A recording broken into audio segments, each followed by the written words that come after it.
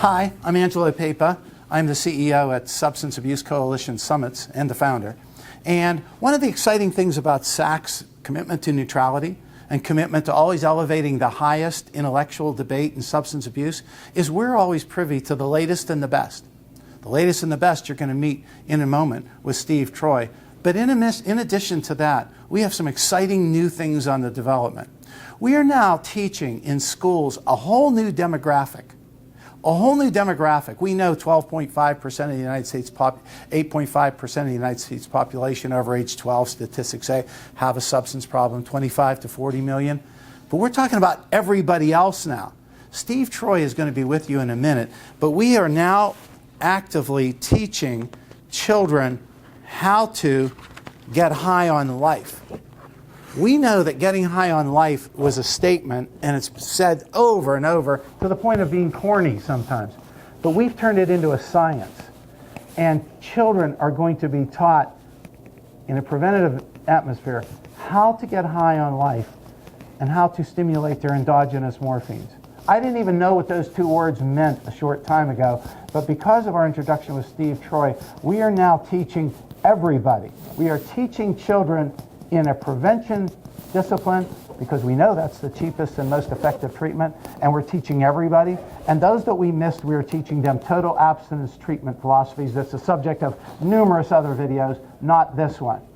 Last major announcement for SACS, before we introduce Steve, our last major announcement is we have now under consideration a transportational system in what we're doing. For example, we know that Narcan people most often, if not always, are in violent withdrawal. Doctors tell us that as soon as they're brought back, literally, from death sometimes.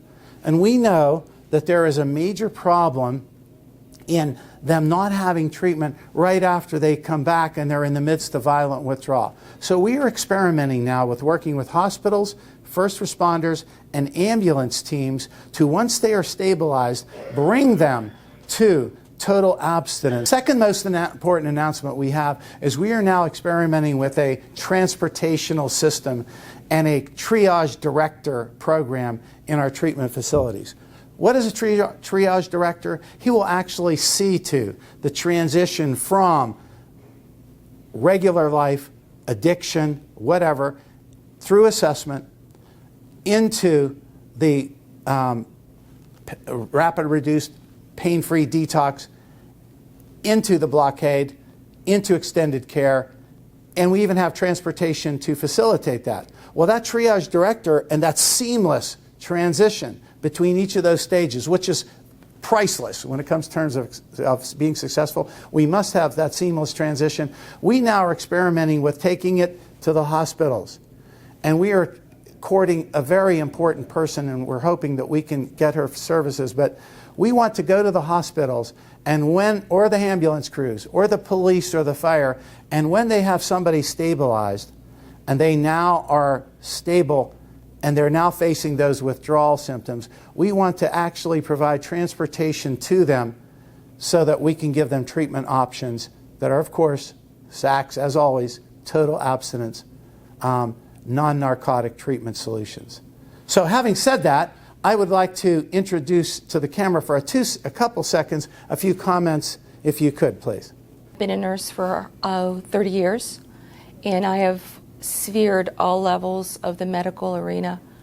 And as of late, I see a great need for the declutterization of the emergency system. We are overburdened with the volumes of the overdose population, the recurrence of the overdose population, and the sheer volumes. It is clogging our emergency system, and the medical community is desperately seeking a viable solution to free up the emergency rooms to do business in the way that they were set up to do. And may I, now she's never going to be able to remember this question I'm asking. Well, go ahead. Will the camera pick it up? I can talk loud. Yes, I think it's go ahead. important. Yes. Okay, and we could talk for hours, and we are going to get into a class on some other details. But for right now, we've established some bullet points Number one, we know that the Narcan, the overdose person that comes to the emergency room is now drawing away from all the emergency facilities that used to deal with normal emergencies, right? Absolutely. Okay, so we recognize that that's a problem.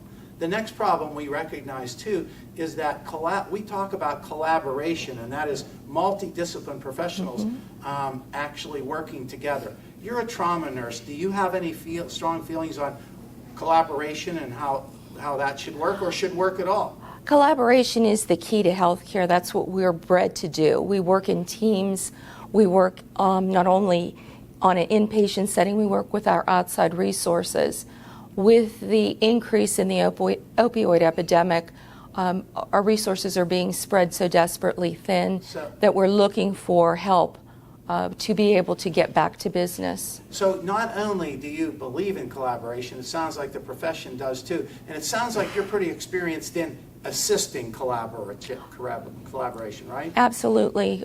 Great. Medicine does not work in solo. We're in tandem teams that have to have smooth operations. And a trauma nurse would be very important to take over and make things move quickly, correct? Absolutely. Trauma is essential. You don't have time to deliberate on decisions.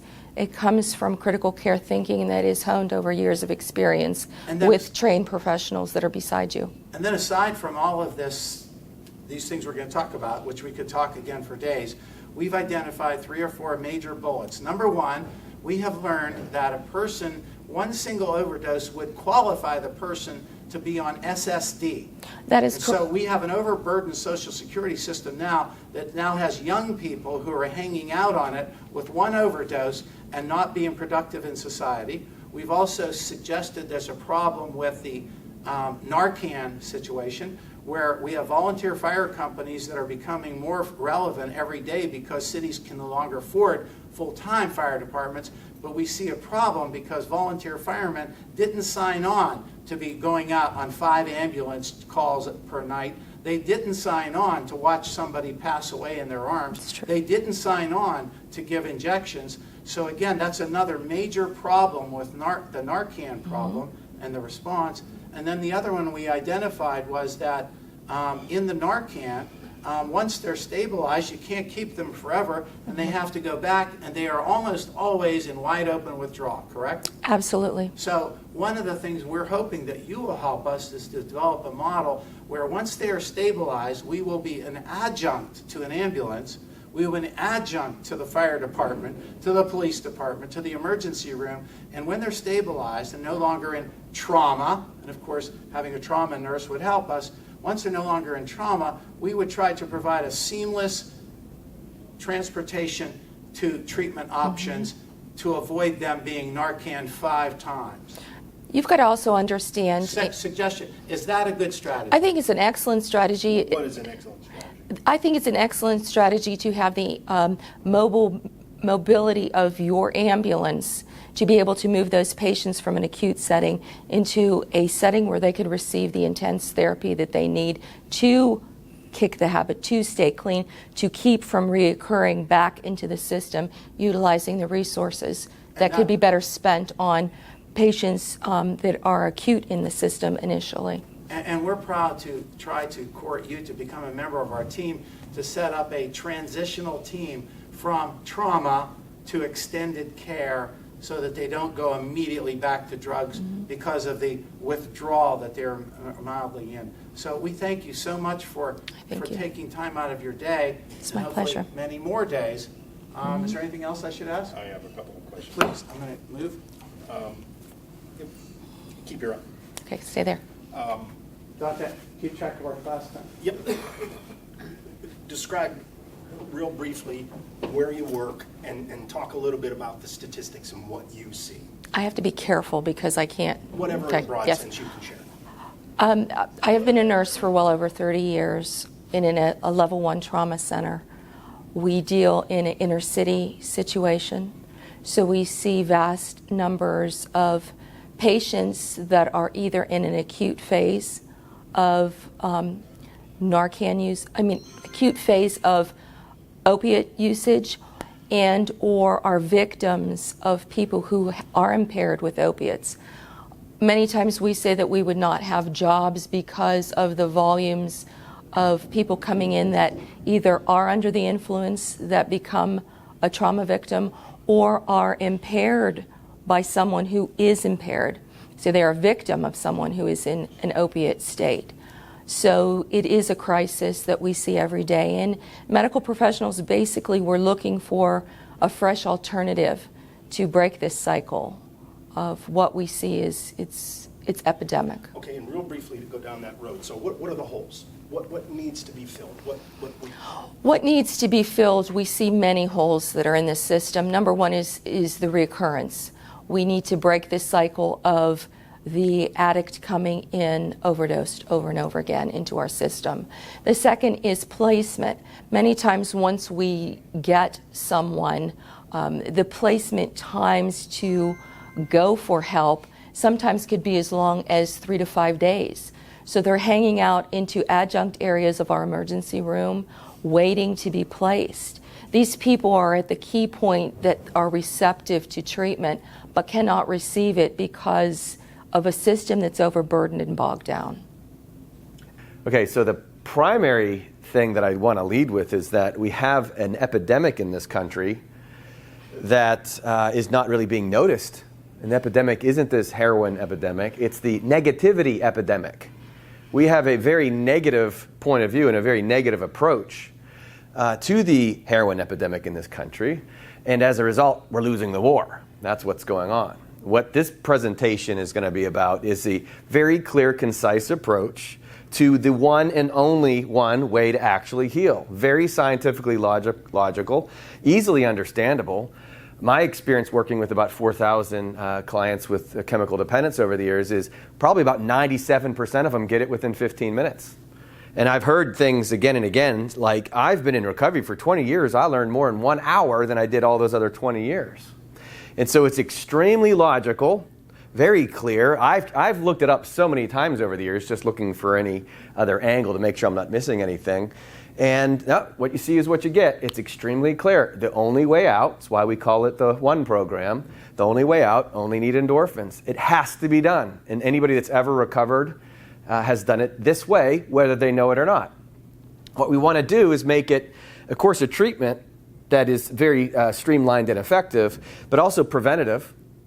And, it's a mental health thing, too, because this applies to anybody. When we talk about the way the brain chemistry works, it works with everything. It works with depression and anxiety. It works with family members. Family members often ask me, what can I do to help? What can communities do to help? And the answer is role model, right? Do these things. When we get into some of the really cool Einstein science, it demonstrates how powerful leadership is, because of the energy that's exchanged between people. Why it is that powerful voices like some of the prophets through the years are able to affect people is because they had big energy and they're able to affect people and help people change their minds and change their beliefs. So that's largely what this is about, is to get people to look at addiction differently. Very fond of saying that just because something is simple does not mean it is easy, okay? This is a very simple thing we're going to talk about. Doesn't mean it's easy to do at all. It's a simple concept, climbing Mount Everest, right? I can visualize what that would be like, but actually doing it can be very difficult. So we're going to talk about something that's very simple. It's the only way to do it, and yet can be very difficult to do. So we're going to first go through 7 basic concepts that are the ideas that everybody understands very simply, and make them applicable to recovery. For people who are helpers or counselors that are going to be trying to facilitate this process, you can still use your normal human skills and your counseling skills. There's so many different skills that people have. We all should use them. What we want to make sure people are doing are rallying around this one basic idea, ultimately. Okay? The one idea being that nobody actually has a heroin problem. They have a fake endorphin problem. We can change stigma when we get people to understand what heroin and all the other opioids actually are. They're fake endorphins. That's the solution, to get people to understand they're not using heroin, they're using a chemical that the body already has in it. So whatever one's counseling skills are and whatever one's family dynamics are, that's the language we need to have used more often, right? It's not an opioid problem, it's a fake endorphin problem. So the first and most important concept that any of us need to understand, and certainly we want to get across to clients, is the idea that every one of us is a pharmacy. Words that I use, because again, the audience that we're talking to, I often say, listen, each one of us is a drug dealer, right? They often chuckle at that. And I say, or, a little more PG-13, pharmacist. Either way, everyone in the world is. Because every single drug of abuse only works because there's a chemical counterpart in the brain. Something I did not know when I was younger, when I struggled with the idea of the disease concept myself. When you recognize that mental health and addiction are actually using the same sort of mechanisms inside the brain, mental health medicines, but what happiness and depression and stress and relaxation and all these things that we talk about in mental health, actually using the same mechanisms that drugs are, now we can see there's an overlap. Every one of us is a pharmacist. Every one of us is a drug dealer. Why? Because all of us are pharmacies. Now, as complex as this can get, remember, we don't need to be negative. We don't need to be talking about there's more details to the science. What I love to show the clients, because they get it like that, they don't want to be overblown or blown away by complex science. And believe me, I've gone to so many seminars and read so many books on this stuff, it confuses me, and I understand this stuff pretty well. It's not helping to explain so many of these details. I explained the only details that matter. And again, that's the key. And it's super, super simple for them to understand once they get this basic idea. Each of us is a pharmacist because we have pharmacies in our head. Now, I've just drawn two giant neurons. You've got 100 billion in your head, and each one of them is packed with drugs. What do we call drugs that are inside our brains? Endorphins. That's one of them. It's a subset of something larger called... Repeat that. Okay. Repeat the question? No, what she said, we didn't hear her. Okay. Endorphins is an example of a drug that's inside of our head. There's about 80 different types of drugs inside our head. They're called neurotransmitters, right? So our body's natural drugs are neurotransmitters. And where do they occur or where do they originate? Most of them start inside the neurons. Neurons are brain cells inside our head, and they're little pharmacies. They're packed with drugs. I've just drawn two, and they are very similar to car keys. And again, they have pictures of all this stuff. It's very interesting because they all have a different shape. Now, you know what this is. This is a car key that only goes into an ignition that has a shape to match it. Will this key go into the ignition? No. This key go into the ignition? No. Will this key go into wherever this one's supposed to go? No. Every key has a cut, and it goes into some sort of a ignition or a lock that is going to get opened by it because of the shape of it, right? Well, that's the way the brain works, and I've drawn two simple shapes, squares and circles. And we're going to just talk about two drugs that are naturally occurring inside our head. One is called endorphins, and the other is dopamine. Now, these are pretty much the most important ones for a bunch of different reasons. And in addiction, they're absolutely the most important ones. Now, all we have to recognize is that endorphins are naturally occurring in the brain, and so is dopamine. And the way these drugs work is that whenever we do something or think something that stimulates the release of these chemicals, they go outside the neuron through this little arm here. It's called an axon. It's similar to the arm of a pharmacist handing you a drug. And the neurotransmitter goes into the area between these two called the synapse. I call that's the counter on which the pharmacist gives the drug over to the client.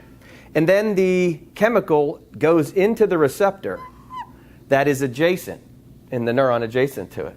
And it stimulates an effect. It has an effect. Like any key that goes into a lock or any plug that goes into an outlet, an effect happens. So a dopamine molecule will go into the circle only, and the square endorphin molecule will go only into the square receptor. And when it goes in there, it has an effect. Now, how are these things produced? Endorphins get produced from a very young age when we feel love, when we laugh, when we exercise, when we eat certain foods. There's a whole large number of ways we can produce endorphins. Dopamine gets produced when we're very excited about something and when the body feels reinforced by something. So when a kid is laughing, do kids like to laugh? Yeah, they like to laugh. The endorphin is a good feeling, and the fact that they do it a lot, it gets repeated again, is what dopamine does. It's a chemical reinforcer. It tells the body, do that again, do that again. So endorphins feels really good, and dopamine is another high that says, that felt good, do it again. Okay? And so whenever an endorphin goes into the receptor, it actually produces dopamine at the same time, and it says, do it again. And everything in the world that we look forward to, when we're looking forward to it, that excitement is dopamine. And then the payoff when the thing actually happens is what endorphins is. If your favorite football team is about to score a touchdown to win a game, that's dopamine. When they actually score, it's a different feeling. That's endorphins. Foreplay leading up to sex or during sex is dopamine. That feels good. That's a good feeling. But the actual payoff, the reward, the climax is what endorphins is. Again, different feelings, right? Both of them feel good. They work together and they reinforce each other, which is why people look forward to football games and winning and sex and those types of things, because these chemicals are both involved. Now, when we repeat this again and again, it can become an addiction. Children get hooked on this stuff all the time. That's why they do these things on a regular basis, especially things like running around and laughing. As we get older, though, things start to change. And it just so happens that we have other things in the environment that have the same shape as these things, or are very similar in the fact that they would fit. Opioids happen to have the same shape as endorphins. And here's the whole issue. It's why what we call it opioids, we should just call fake endorphins. They have the same shape, so they go to the same place.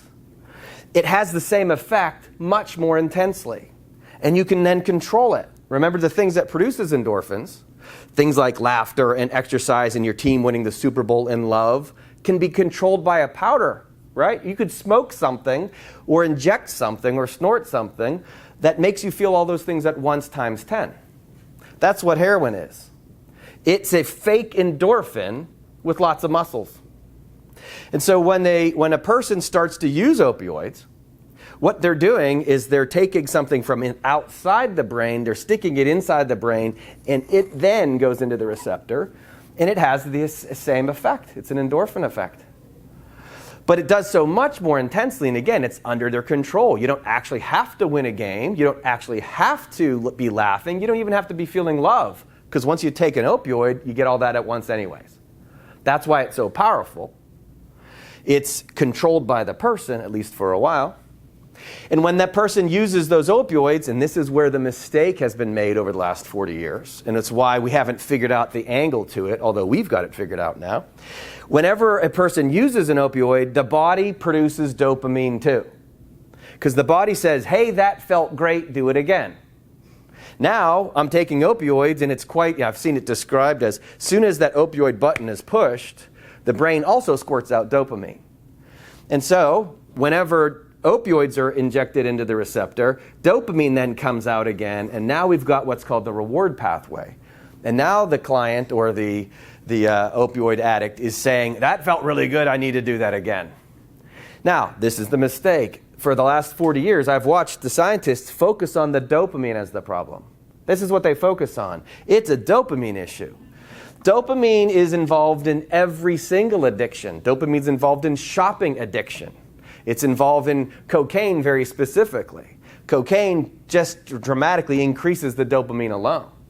And what the person is looking for with the cocaine high is a dopamine rush.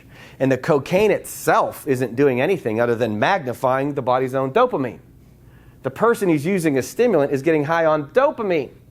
Again, I like to call it fake dopamine. That's what cocaine is.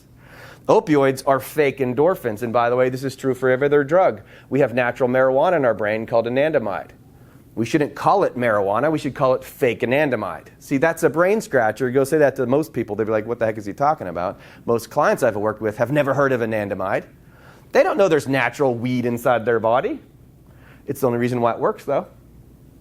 And that's why scientists came up with names for anandamide. Ananda in Sanskrit means bliss. It's the bliss chemical. It's a bliss molecule.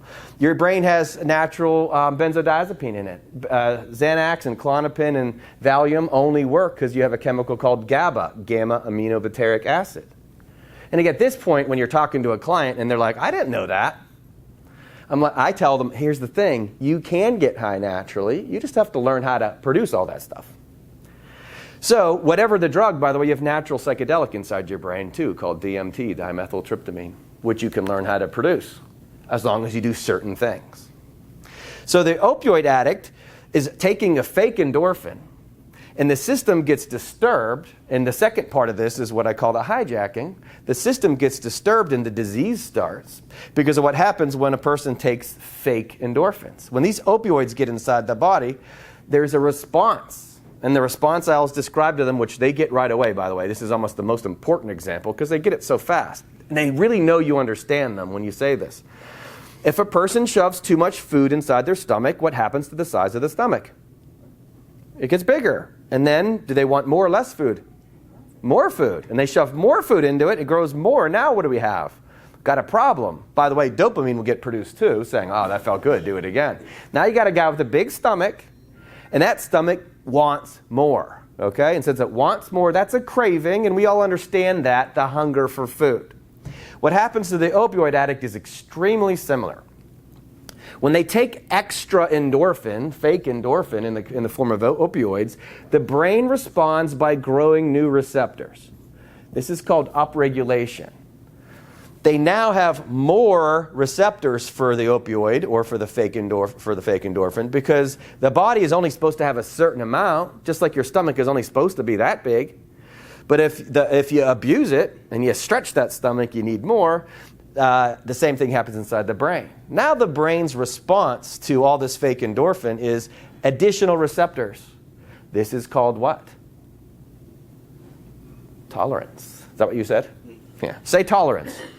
Tolerance. There you go. That's what it is. Tolerance. This is also the craving that they all know so well.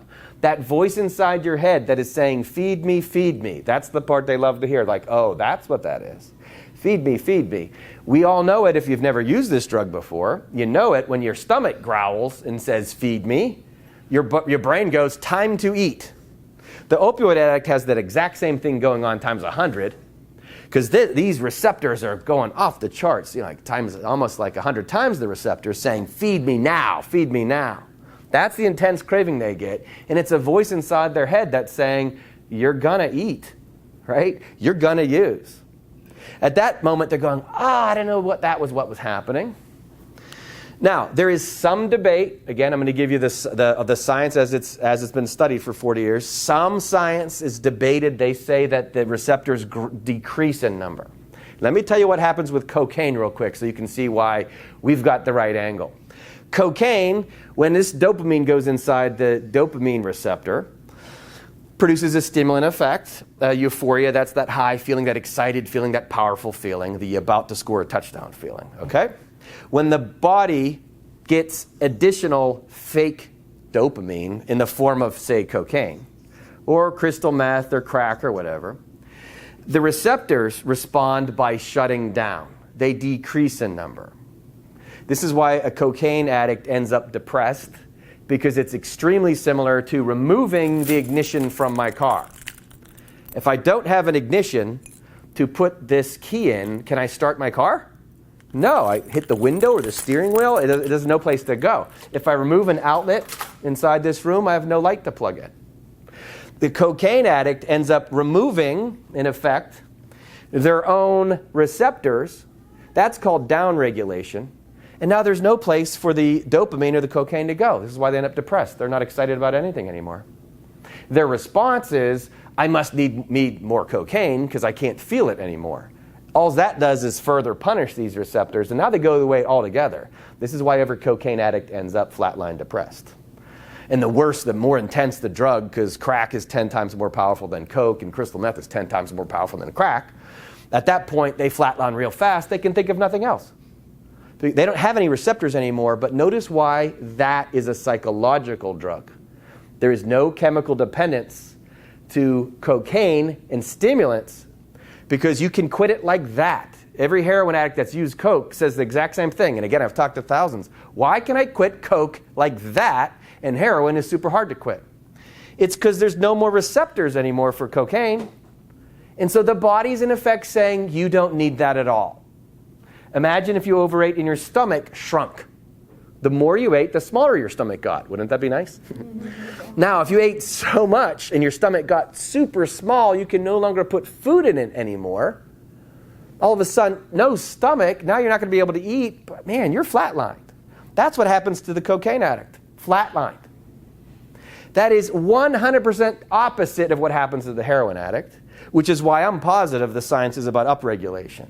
Because every heroin addict says, I got this opposite thing going on. My body's saying, you absolutely, totally need this, and if you don't use it, you're going to feel completely terrible, like the worst pain ever. Why? Because of the third thing that happens. Whenever someone is overusing fake endorphins, and they end up growing all these additional receptors, they create a craving state, and then they try to quit. What's happened and why it's so difficult, I call it hibernation, your body's natural endorphins shut down. That's called downregulation. And this is the whole ball game right here. You're with me so far? You understand everything so far? Guess what? They do too. And at that point, it's like, oh, that makes sense. I didn't know I had endorphins or heroin inside my body. What does endorphin stand for? It means endogenous morphine. It's a fun story. For about 50 years or so, scientists knew, way back in the 1920s, they knew of these receptors. They knew heroin worked because it went into these receptors. They were able to find receptors in the brain. What they didn't know was why there were receptors in the brain for heroin. Isn't that odd? The derivative of a poppy plant has a receptor in the brain for it. It took about 50 years until a team of scientists led by a woman named Candace Pert figured out, there must be something that's supposed to be going there. And they found it in around 1972. And they found the chemical that actually fits into that receptor. They called it endogenous morphine. What's morphine? It's heroin, okay? Extremely similar chemical composition. And it's an opioid. And so they called it endogenous morphine because endogenous means inside the body. And morphine is what we just talked about. So that's why they called it that. It's basically they could have called it endoheroin because it's the same thing. Naturally occurring inside the body. Well, when somebody becomes an opioid addict and they get hijacked by the drug because they let it into the brain and these extra receptors grow and then they try to quit, they can't do it. It's so hard because the body's natural endorphin system has shut down. So when someone's using heroin, and they create a tolerance for themselves by growing that big old stomach inside their brain, and their natural endorphin system shuts down, what's the obvious thing that's going to happen when they try to quit using? They try not to take opioids anymore. They try not to use, they don't have any endorphins anymore. This is called withdrawal. And it's the worst pain ever because every cell has all these extra receptors. All of them are open. All of them are painkiller cells that have nothing activating them. The fake stuff isn't there. The natural stuff isn't there. Now we've got a terrible problem, and the fact is society says just quit using, right? I quit cocaine. No kidding. Everybody can quit cocaine like that. I mean, physically at least. It's a psychological drug. That's a whole other group. But for our purposes, it's so super hard to quit because these receptors are inside their brain saying, feed me now, I need to eat now. So that's why it's a problem, and it's why I call it an endorphin debt. Okay? What's a debt? Help me out. What's a financial debt? Something you owe. Something you owe. How do you get into financial debt? Overspending. And here we're talking about money, right? Overspending means spending more than you have, okay? You get into financial debt. Super simple concept. We all get it. Now, getting out of it isn't easy, but it's a simple concept. How do you get out of financial debt? If you spend more than you have to get into debt, how do you get out of it? You have to spend, right, make more money and spend less. That's terribly logical. Again, very obvious with science, too, when it comes to losing weight. If you want to lose weight, you have to burn more calories than you consume. Now again, these things are obvious to most people. How do I get out of debt? I need to make more money, stop spending so much. How do I lose weight? Stop consuming so many calories, burn more. That's logical. What we haven't figured out with opioid dependence is this. It's an endorphin debt. What we got to do is stop using the fake stuff. That's overspending. We do have to stop using the drugs. That's what we have to tell them. That's half the battle. You do have to stop using the drugs. That's where Vivitrol comes in. Stop using the drugs. But the other half is you have to make more endorphins. That's the only way out of this endorphin debt. Again, to change the stigma is to change the words that we're using and get people to understand that it's an endorphin debt, not a drug problem. I've got an endorphin debt now.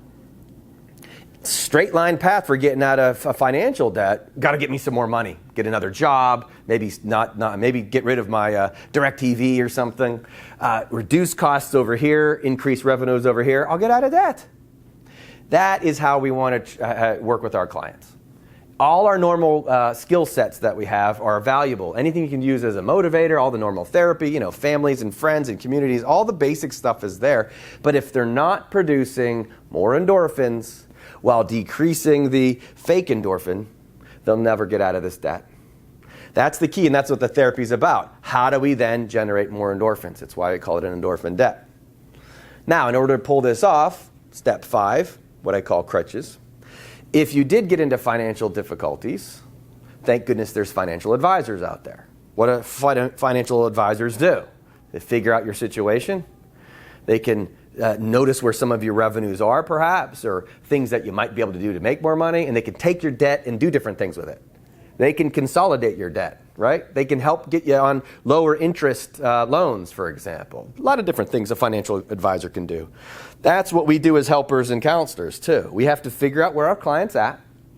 How is it that they can produce more endorphins again? What their issues are. Some of this will be in the second thing that we talk about, the second class. How do they do this? Well, in order to work on getting rid of that debt, we want to consolidate somehow, and we have to learn how to stop the bleeding, right? Maybe get rid of a couple credit cards. This is where the bridge and Vivitrol come into play. The biggest difficulty, this is the crutch piece, the biggest difficulty that people have getting into recovery, get to recovered, is that they can't get through the withdrawal phase. It's way too difficult. And I've worked with thousands. I really don't know anybody that was able to quit cold turkey, at least not after several times, okay? They tried several times, then eventually they got to it. Super hard to do, like nobody does it the first time. It's really hard to do. But what's much easier is using various medicines. The one that we focus on, the one that is non-addictive, which is what makes it very valuable, is what Vivitrol is. But to get the Vivitrol, they have to go through that phase of withdrawal. So you have a person who's trying not to use opioids anymore, so their receptors are now cleared out. They don't have the endorphins going into those receptors. Now they feel withdrawal. That's the challenge we face. How do we get them to stability when all they need to do is pick up again in order to fill those receptors and feel better again, which is only compounds the problem. That's like taking out another line of credit when you're already $25,000 in debt. That's only going to kick the can down the curb for a few hours. You're going to have to do that again later. So what does the bridge do? The bridge interferes with these signals inside the brain, changes things in a way, in the way of understanding by talking to the physicians. It hits various targets of the brain specifically to affect things like sneezing and yawning and the achy joints and all that kind of stuff. It interferes with the chemistry and the electrical currents inside the brain, and it diminishes withdrawal as a result. And as it works over about a 5-day period of time, the receptors start to change in a ways that the craving actually starts to decrease. And that means they can then transition over to Vivitrol. And there's the key. Because what Vivitrol does is it barricades these receptors. It blockades them just like putting a cap, a child-proof cap on top of an outlet. Okay? Nothing can stick in there now. What buprenorphine or Suboxone and methadone do is they fill the receptors because they're also shaped like a square. They do so in ways that gives an effect called an agonist. It gives an effect, but it's also addictive. And people can overdose on methadone in particular, but also on Suboxone, and it keeps them chemically dependent. It has its role for sure, no doubt. And some people choose that option. What Vivitrol does is it allows them to break free of their chemical dependence and stop using, which is to say stop overspending, because the receptor is now barricaded. Now nothing can fit in. And now if they try to use heroin or oxys or Vikes or Perks or anything, any opioid, that the neurotransmitter, or I should say the drug, it has nowhere to go, it can't fit, and so it's blocked. Now the person can't get high. When you're going through withdrawal, like how would you analogize what the receptors are doing at that point? Are they like a bunch of like little kittens meowing because they want to be fed? You got like 20 of them that won't stop. Yeah. They won't shut up. Yeah, that's beautiful, except for make them tigers and lions, Yeah. and they're going to eat you if, you know, So that's what the withdrawal is. It's the receptors just going haywire, demanding. Exactly right. In fact, you know, they're able to scan brains and see some of this activity. They're going haywire, and they're so stimulated. That's the signal that's getting sent to the person. Yeah. Right. Now, again, that is a perfect. I've heard it described as little screaming babies. Okay. Because a meowing kitten's sort of cute. Yeah. But a screaming baby, you're like, I gotta shut that thing up. Maybe I gotta feed it. Okay. But imagine 10,000 screaming babies all at once. You're like, I gotta find a way to shut them up. And that's why the person then uses heroin again, because it quiets them. Great analogy. I'll start using that screaming, or the meowing kitten analogy. And again, it's why it's so difficult, because it's over so fast just by using once. And as they all say, whatever your worst flu is times 10 is what it feels like to do this.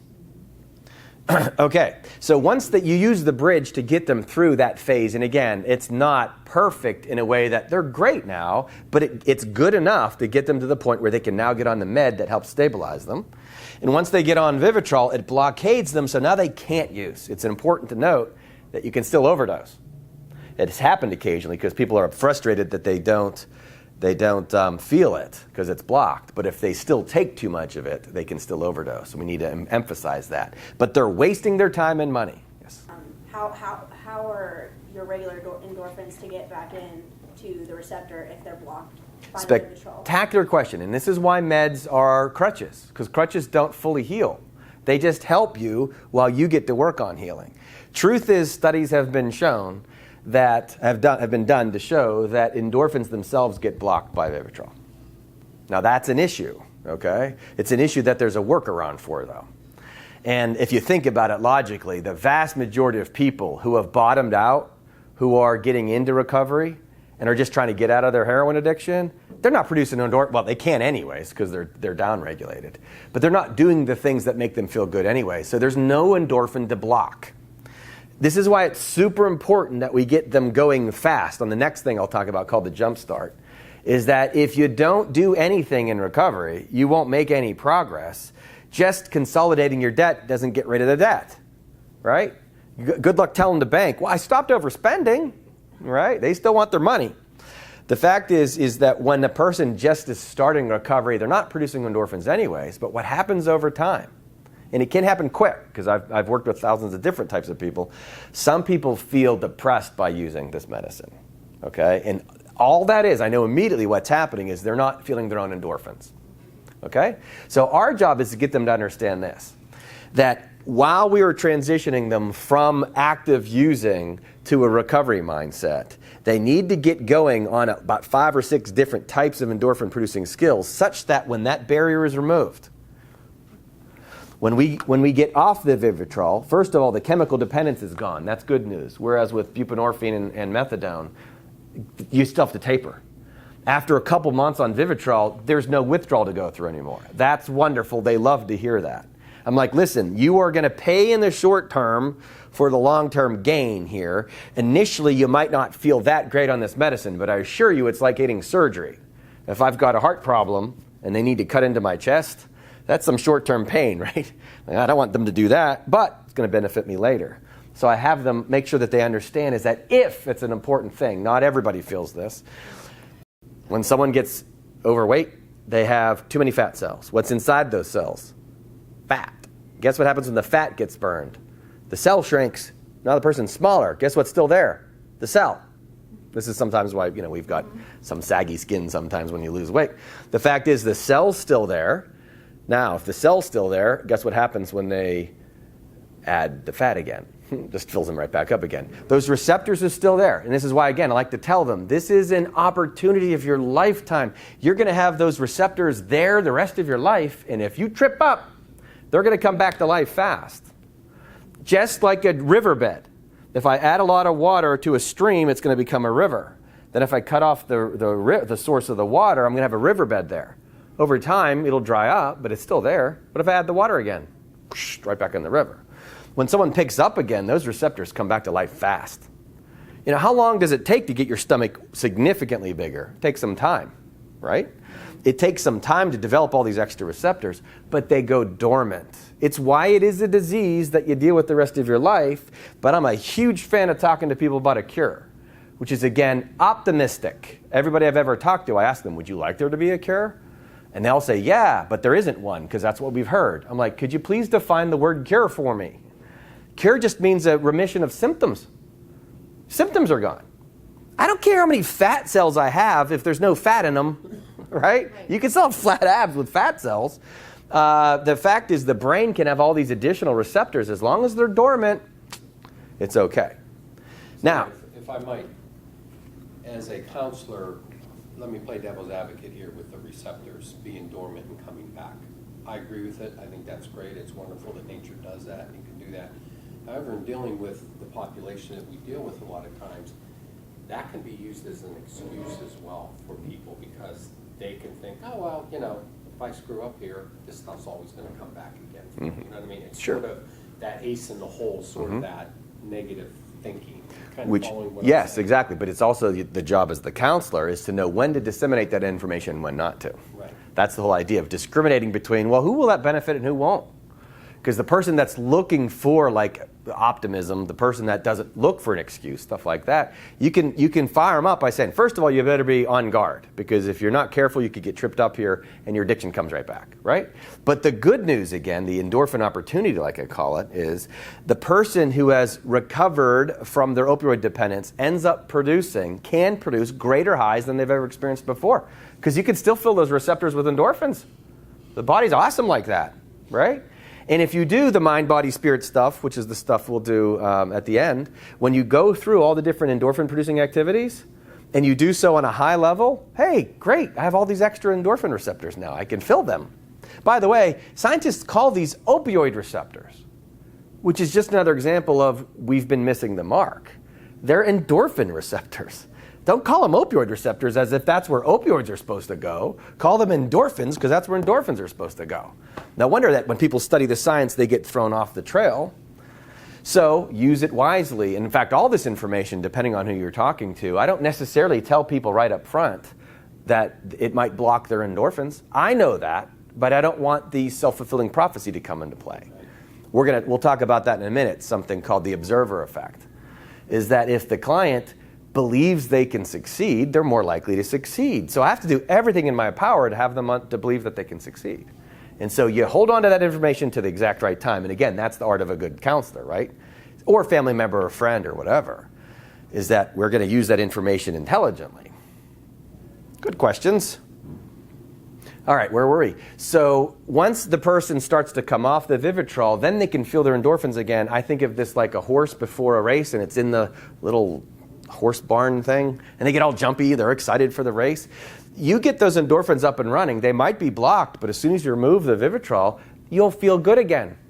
Now they're excited to come off their drug, unlike methadone and Suboxone. They're not excited to come off that drug. They want to, but the withdrawal's still there. By the time somebody's been on Vivitrol for, again, my personal opinion is 3 to 6 months. You're not supposed to do it much longer. You can do it maybe a year, but that's a really long time, and they're going to probably feel sort of flatlined on their emotions because, hey, I'm doing all this work. I'm exercising and laughing again, and I'm not feeling that good. I'm like, well, that's because it's being blocked. But now we tell them when we come off the Vivitrol, now you have a bunch of healthy endorphin-producing activities again. And those are going to fill the receptors. Now you don't need the medicine. Now they're back to being clean. Now they're recovered.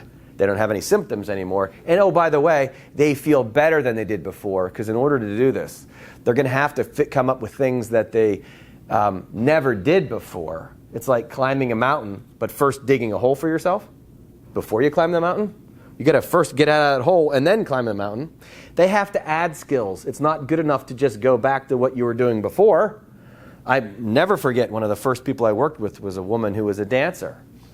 And the dancing's an endorphin producing thing. She was actually in the studio working on dance with people, and I asked her, oh, how often do you dance? She goes, well, I haven't danced for 2 years.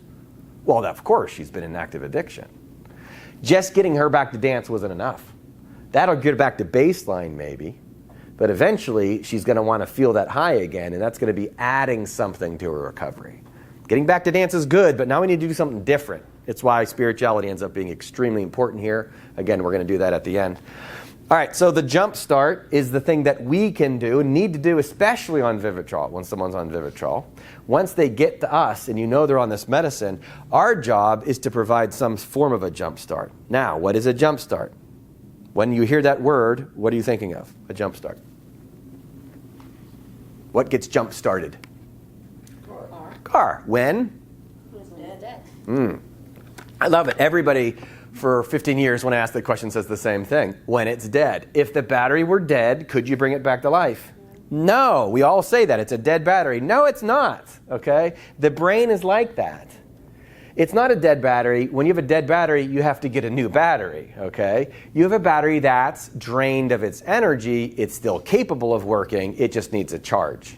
Right? Nobody has a dead brain. They have a brain that needs a charge. These endorphins are asleep. They're not dead. We couldn't bring them back to life if they were. They're asleep. They're sluggish. They're hibernating, right? And so the jump start comes from us recognizing we need to help them produce endorphins. Being negative doesn't do it. I'm fond of saying complaining doesn't produce endorphins, okay? War stories doesn't. Sitting around going through my past and feeling shame and guilt doesn't do it.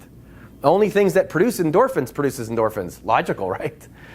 Simple doesn't mean easy. We have to get to a place where we learn how not to feel shame and not to feel guilt and resentment and all that kind of stuff. We've got to get back to dancing and get back to laughing and all of that. But when we meet professionals and cultures or societies that look at us as we're some sort of failure and that there's a weakness here and that it's a willpower thing and you should just quit and all of that, what I said at the beginning, we have a society that has a major addiction to negativity. That's where this comes in. Instead of supporting each other, and again, that's where I love the spirituality, when you work with people on not judging each other. Next, I'm going to show you what Einstein says about this, or soon, about relativity, why each one of us is coming at all of life from a different angle. Why you shouldn't judge another person is because you've never been in their shoes. And so we're negative with each other. What we need to do is be positive with each other, which is where the jumpstart comes in. So while they're on the Vivitrol, which is blocking the receptors, are you basically arraying an army of endorphins at that time, ready for when the blockage goes away? Or, I guess, does the Vivitrol slowly subside as the month goes and some endorphins are working then? Or are you basically arraying an army on the battlefield, ready to be deployed? You guys should start coming to my groups, and I'll have you sit in there and you can ask these wonderful questions. Those are perfect questions, again. It's really more like a dimmer switch. Okay. Again, this is experiential more than it is even scientific, because science hasn't totally nailed these questions. It is true that they've done studies that show that Vivitrol blocks endorphins, but not for everybody. It's true that methadone and Suboxone will block endorphins too, but again, not for everybody. So it's different things for different people. Plus, there's 3 different types of endorphin receptors. See, now we're starting to get too complicated. And there's a mu receptor, which are the opioids like to go to, a couple other types of receptors. And again, that's too complicated anyways. So if you think in terms of a dimmer switch, there's off and there's on, there's light and there's dark, and then there's a lot of gray in between, okay? So I'm used to, some people feel it tremendously, it's being blocked. Others don't feel it at all. Most people are somewhere in between. But the way you worded it was perfect, because yes, we're creating an army. You need to have as much ammo as possible. When we get to the treatment, it's like, well, which of these endorphin-producing activities should I do? And the answer is, as many as you want, okay? The more ammo you have, golf is a great analogy for this. You golf? Of course. Do you ever play with just one club for a round? No. Okay, that's hard to do. By the way, it's fun. I try it. Probably a 7-iron is the best club. Anyhow, and I did a whole hole with a putter once. I got a double bogey just using a putter. Maybe Fred break the putter. Nah, okay. Well, I took my buddy's putter out of his bag. Anyhow, the more clubs you have in the bag for different shots, the better you can be at golfing, right? Well, it's the same thing here. The more endorphin-producing activities you have, the better recovered addict you're going to be. Logical, right? Now, if I'm creating these skill sets, wow, I think of it as boot camp. I tell them, listen, you're just about ready to go back into war for the rest of your life.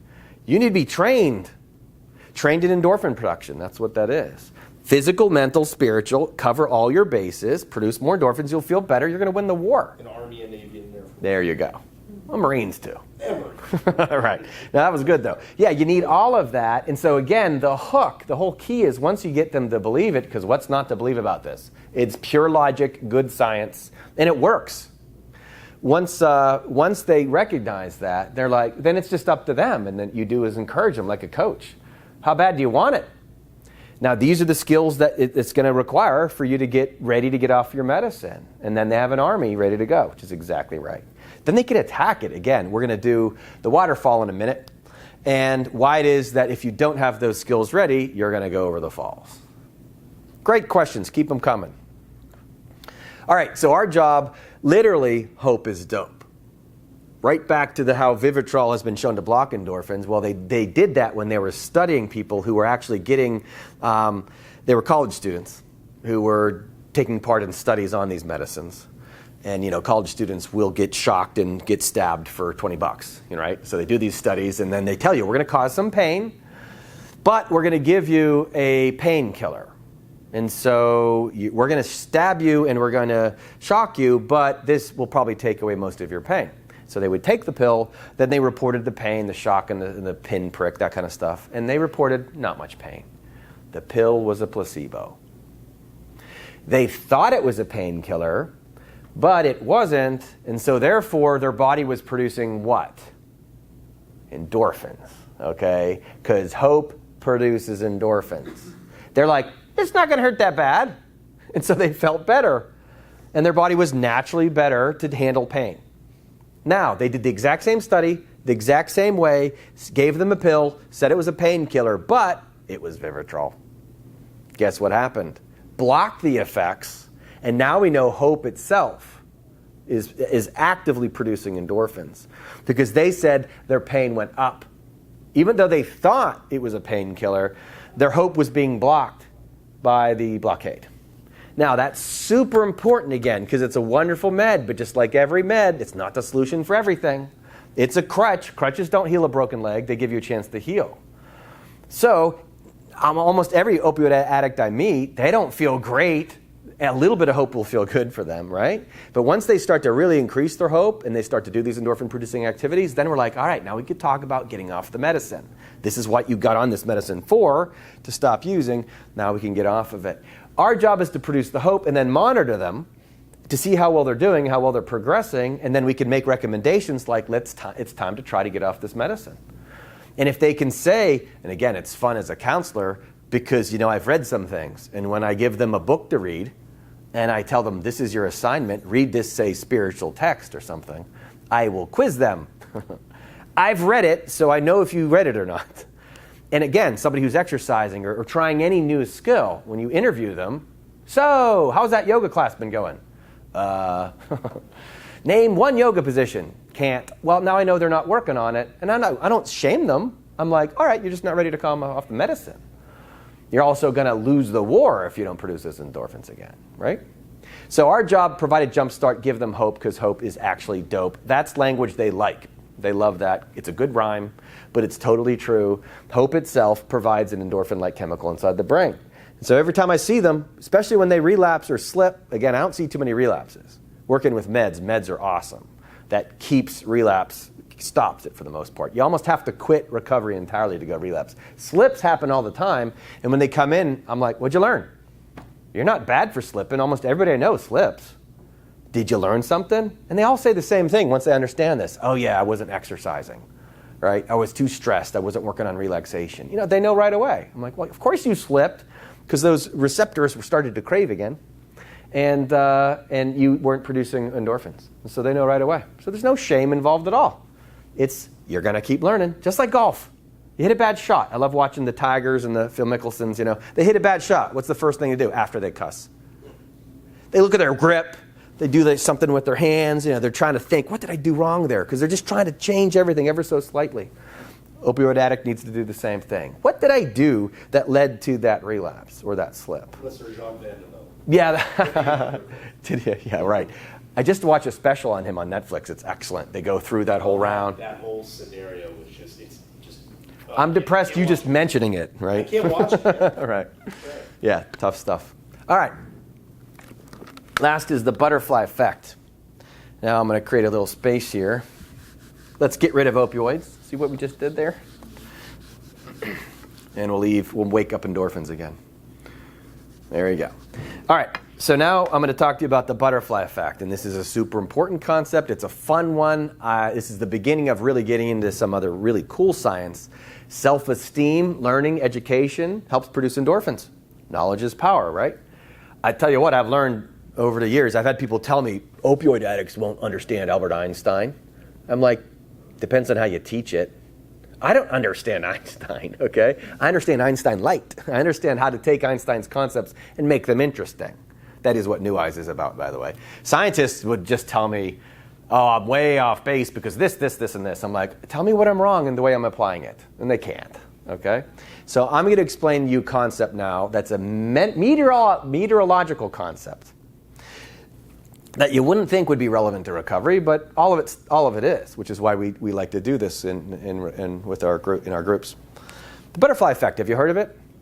Okay, what is it? Excellent. You see, a lot of people have heard of it, not sure what it is. The events in one place somehow have an impact across the globe. Correct. It's all interlocked. Specifically, what kind of event in one place? A big event or a small event? Any. True, any, but the butterfly effect itself is referring to the small events, okay? And the actual description is if a butterfly flaps its wings in Texas, a tornado can be caused in China. And you would never think that was possible, right? And that, again, the Ashton Kutcher's movie is about this in ways that people have heard of it, but they don't know what it is. And yet, I'll explain it to you anyway. You'll get it super fast. The concept came about in the late 1950s when scientists got their hands on computers, which used to fill the size of this room. And meteorologists predict weather. And so for them, to get a computer to help them predict weather was a good thing. So there was a meteorologist by the name of Edward Lorenz who got a computer, and he was trying to learn how to predict weather with it. Now, what types of data do you put into a computer? What types of weather data would you put into a computer? Name some weather data. Wind speed. Humidity. Temperature, humidity, dew point, barometric pressure, all that kind of stuff, okay? So wind speed was what I was looking for there. He would stick all this data into a computer, and all of it was the exact same. He had two computers running parallel, side by side, exact same data in both of the computers, save for one difference. Name for me the temperature you think it is outside. What temperature is it out there? 67. 72.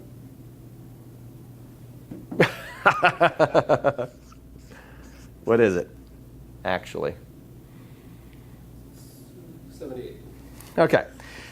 Very important distinction here. I've done this a lot of times, and nobody has ever said to me 67.1. Nobody said 72.3 or 78.9. Surely nobody said 78.9317256. They would have never done that, right? Okay. Fact is, that is unimportant, right? If it's 72.3 and it goes to 72.2, are you adding a sweater? You don't think it's important, so you ignore it. So Lorenz put all this data into computers. Again, two side by side, exact same data, save for the wind velocity. What's a fast wind velocity? 50 mile an hour gust is pretty fast. You ever see those guys during storms, hurricane storms? That gust is 107.956827 miles per hour, Bob. Do they say that? No. 102 is enough, okay? And you can see it by the fact that their bodies are Yeah, doing going this. really quickly. Yeah, right. You can I can tell. Right. All right. Well, what comes after the decimal point's not a big deal until it is. So Lorenz put all this data into a computer, and he did it with wind velocity, and he did it with, and I think I have this in the book. In one of my books, it's in there. Say it's 17.317925. And I think he did go 6 digits. And then he had 17.317926. Miles per hour. Like almost no difference whatsoever. And so put this data into these computers, say for that change only. He's the only dude doing this way back in late 1950s. Ashton Kutcher ends up with a career because of it. Think about that. Here's why. He let the computers run. For a week, what happened after a week? Did computers say something different? No difference. And they have pictures of this. It's like swoops and swirls of some sort. And one computer looked like that, and the other computer had the exact same model after 1 week. He kept running it, which was pretty cool. Because if he hadn't, we would have never learned this. He keeps running it after another week. Exact same swoops and swirls. This guy, persistent, he was just taking a hunch that it might matter. Lets it run a third week. By the end of the third week, he notices a fluctuation. One computer that was that, the other one had a little bit of a change right there. And that was enough to make him go, wow, look at that teeny tiny change after 3 weeks. So he keeps it running. After 4 weeks, the computer that was going to spit out a rainy day ended up spitting out a sunny day. I'm sorry, the computer spit out different weather patterns, okay, with just that teeny tiny change.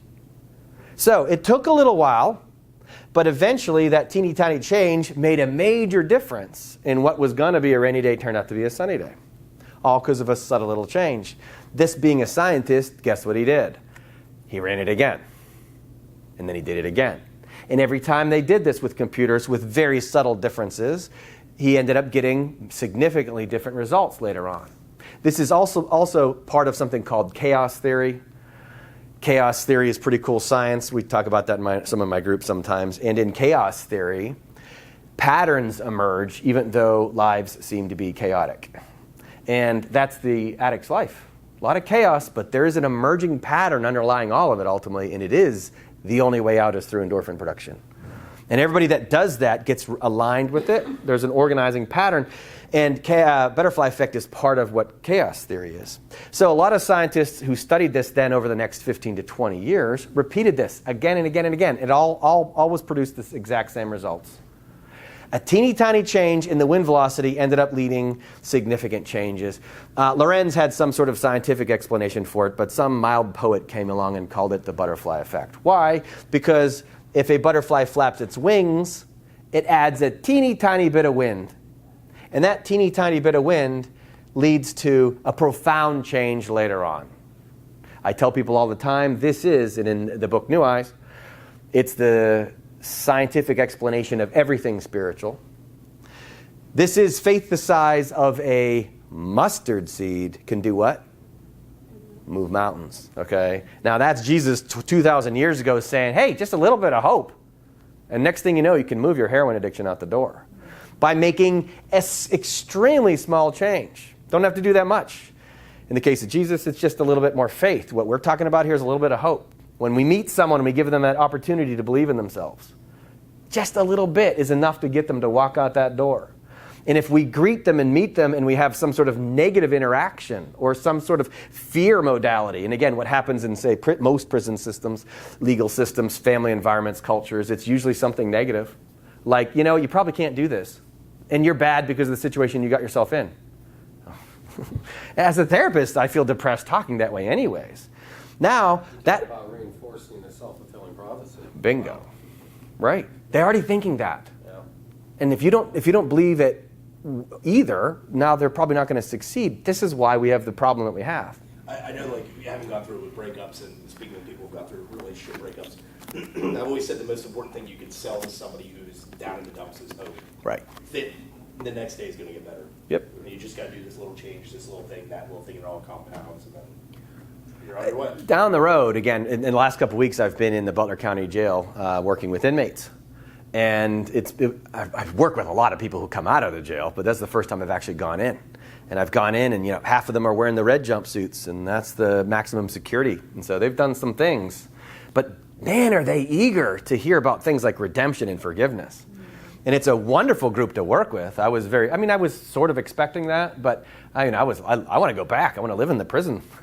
Because they're so open. You know who's not open? The average Joe out there in society who knows nothing about addiction, and they're judging from a distance. It's why, again, Jesus teaches things like, blessed are the persecuted in righteousness' sake, for theirs is the kingdom of heaven. People who go through difficult things, they end up higher than the people who haven't gone through difficult things. Blessed are the persecuted who pursue righteousness. Ultimately, that means people have gone through addiction. The vast majority of them went through something really challenging that got them into that position where they want to use heroin. Not many people I know go, my life is so good, I'm going to screw it up by using heroin. They don't do that. It's something triggered them to get them to that place, and this led to this, which led to that. That's the group of people that are super eager to do exactly what you said. Next thing you know, they want hope. Most of them are totally eager for it, but they're not getting it from our communities and our judicial system and families and stuff like that. Instead, we got to turn it around. It's a game changer by saying, listen, opportunity of your lifetime. And let me show you exactly how that is. Now we've taken the self-fulfilling prophecy, we flipped it on its head. That's the butterfly effect. Why I like to talk about this is not for scientific knowledge, although that is interesting to understand the butterfly effect. It's to recognize that our job is to help that client feel that little bit of hope that day. And if they can walk out of there... Oops. If they can walk out of that with that hope, it's the 4 weeks later where they're not going to overdose. Or the 4 years later where they don't have a relapse when they get off the medicine or whatever, right? Or 7 years later when they have that one slip, it stays one day, they learn, they get right back up on the horse, that kind of stuff. All because of the hope that got inspired in them 7 years ago. That little change becomes that little self-fulfilling prophecy, right? I always found when I was doing groups, it might be years later, 5 years, 10 years, 15 years later, they would ultimately come up to me and they would say, hey, we talk, small talk, how things are going, this and this, this, that. And they'll say, hey, do you remember back that one time in group we talked about X, Y, and Z? Well, no, I don't tell them this, but no, I never specifically remember that. But yeah, we would talk about that stuff. It's always interesting how with them, that stuck with them. And it helped them moving forward in their lives. And so many times you don't, and you can appreciate this, that you don't realize that a lot of times. Because a lot of times when you see these people, you may not see them again. Oh, yeah, right. Most they're in times. the door and they're out the door. Yeah, they usually want to put that behind them. Exactly, right. But Now, I wanted to add too, besides, going back just a second, I worked in the prison system for 10 years. So I know very well what that population's all about. And I worked with, at one point for 2 years, the Washington, D.C. inmate population. And if you understand the Washington, D.C. inmate population, it is regarded as one of the toughest, if not the toughest, in the United States. Very, very interesting individuals. Very interesting. A lot of bright people in prison. Mm-hmm. You'd be amazed. Mm-hmm. A lot of bright people in there. Mm-hmm. And yeah, they did something that messed them up, but their minds are still open and they're still willing to learn. But when you put them back into that environment from whence they came, they're going to assimilate back into that again. if that's all they know. That's all they know. Exactly. That's why we have an opportunity to hit them right there, whether it's in our counseling office, but certainly if it's in a prison system, is to give them more knowledge, to give them the hope that gets them to understand that everything that they did, they can turn into a positive effect, just with a simple shift of perception, no doubt about it. Studies also show, and I think this stuff is funny, they'll interview clients after talking to a counselor. They'll ask the counselor, what was effective in there? Then they'll ask the client, what was effective in there? And they're almost always in disagreement. It's rare that what the counselor says was useful is the same as the client. What the client usually regards as especially profound is compassion. And I know I talk a lot and I use a lot of science, and sometimes I get pretty high up there and talk about Einstein stuff, but people have said to me, I don't know what you said, but I like the way you said it, right? And I've had guys come up after groups saying, I just want to give you a hug, that kind of thing. It's because it's compassion. That's everything. It's the next, I'm going to take a little break, and then we're going to talk about the next piece. That's why that part of it as the therapist and again as a community that having the heart for it is everything, because they feel something. They might not be able to articulate it. And the polar opposite of that is they can also sense if you don't have that capacity. Exactly right. Which is honestly most of the culture that we're in right now. Sadly, you're right. All right, so that's it for this first class. Yeah. The idea is that was about 2007 or so. I was working with about 50 recovering opioid addicts, in which we ran a group called Religion versus Spirituality, just to define the difference, because some people don't know the difference at all. And in many cases, religion gets misapplied. But when religion is done spiritually, it works great. And again, I got all the teachings I could, quote you, but simple things like John 6:63, when Jesus says, "The flesh counts for nothing, the Spirit gives life." He came to fulfill the law, not live by the law. When we make it physical, we lost it. Spirituality is non-physical. So I'm working with the group of people defining religion versus spirituality. And as I said many times before, I'm a counselor, worked with thousands. If a Muslim comes to me, or an atheist comes to me as a heroin addict, guess what I talk about? Endorphins. See how it unifies? I don't have to worry about what religion I am or whatever. I'm just going to talk about endorphins. This guy needs me to help him. And I know that endorphins equals the Holy Spirit. I know that.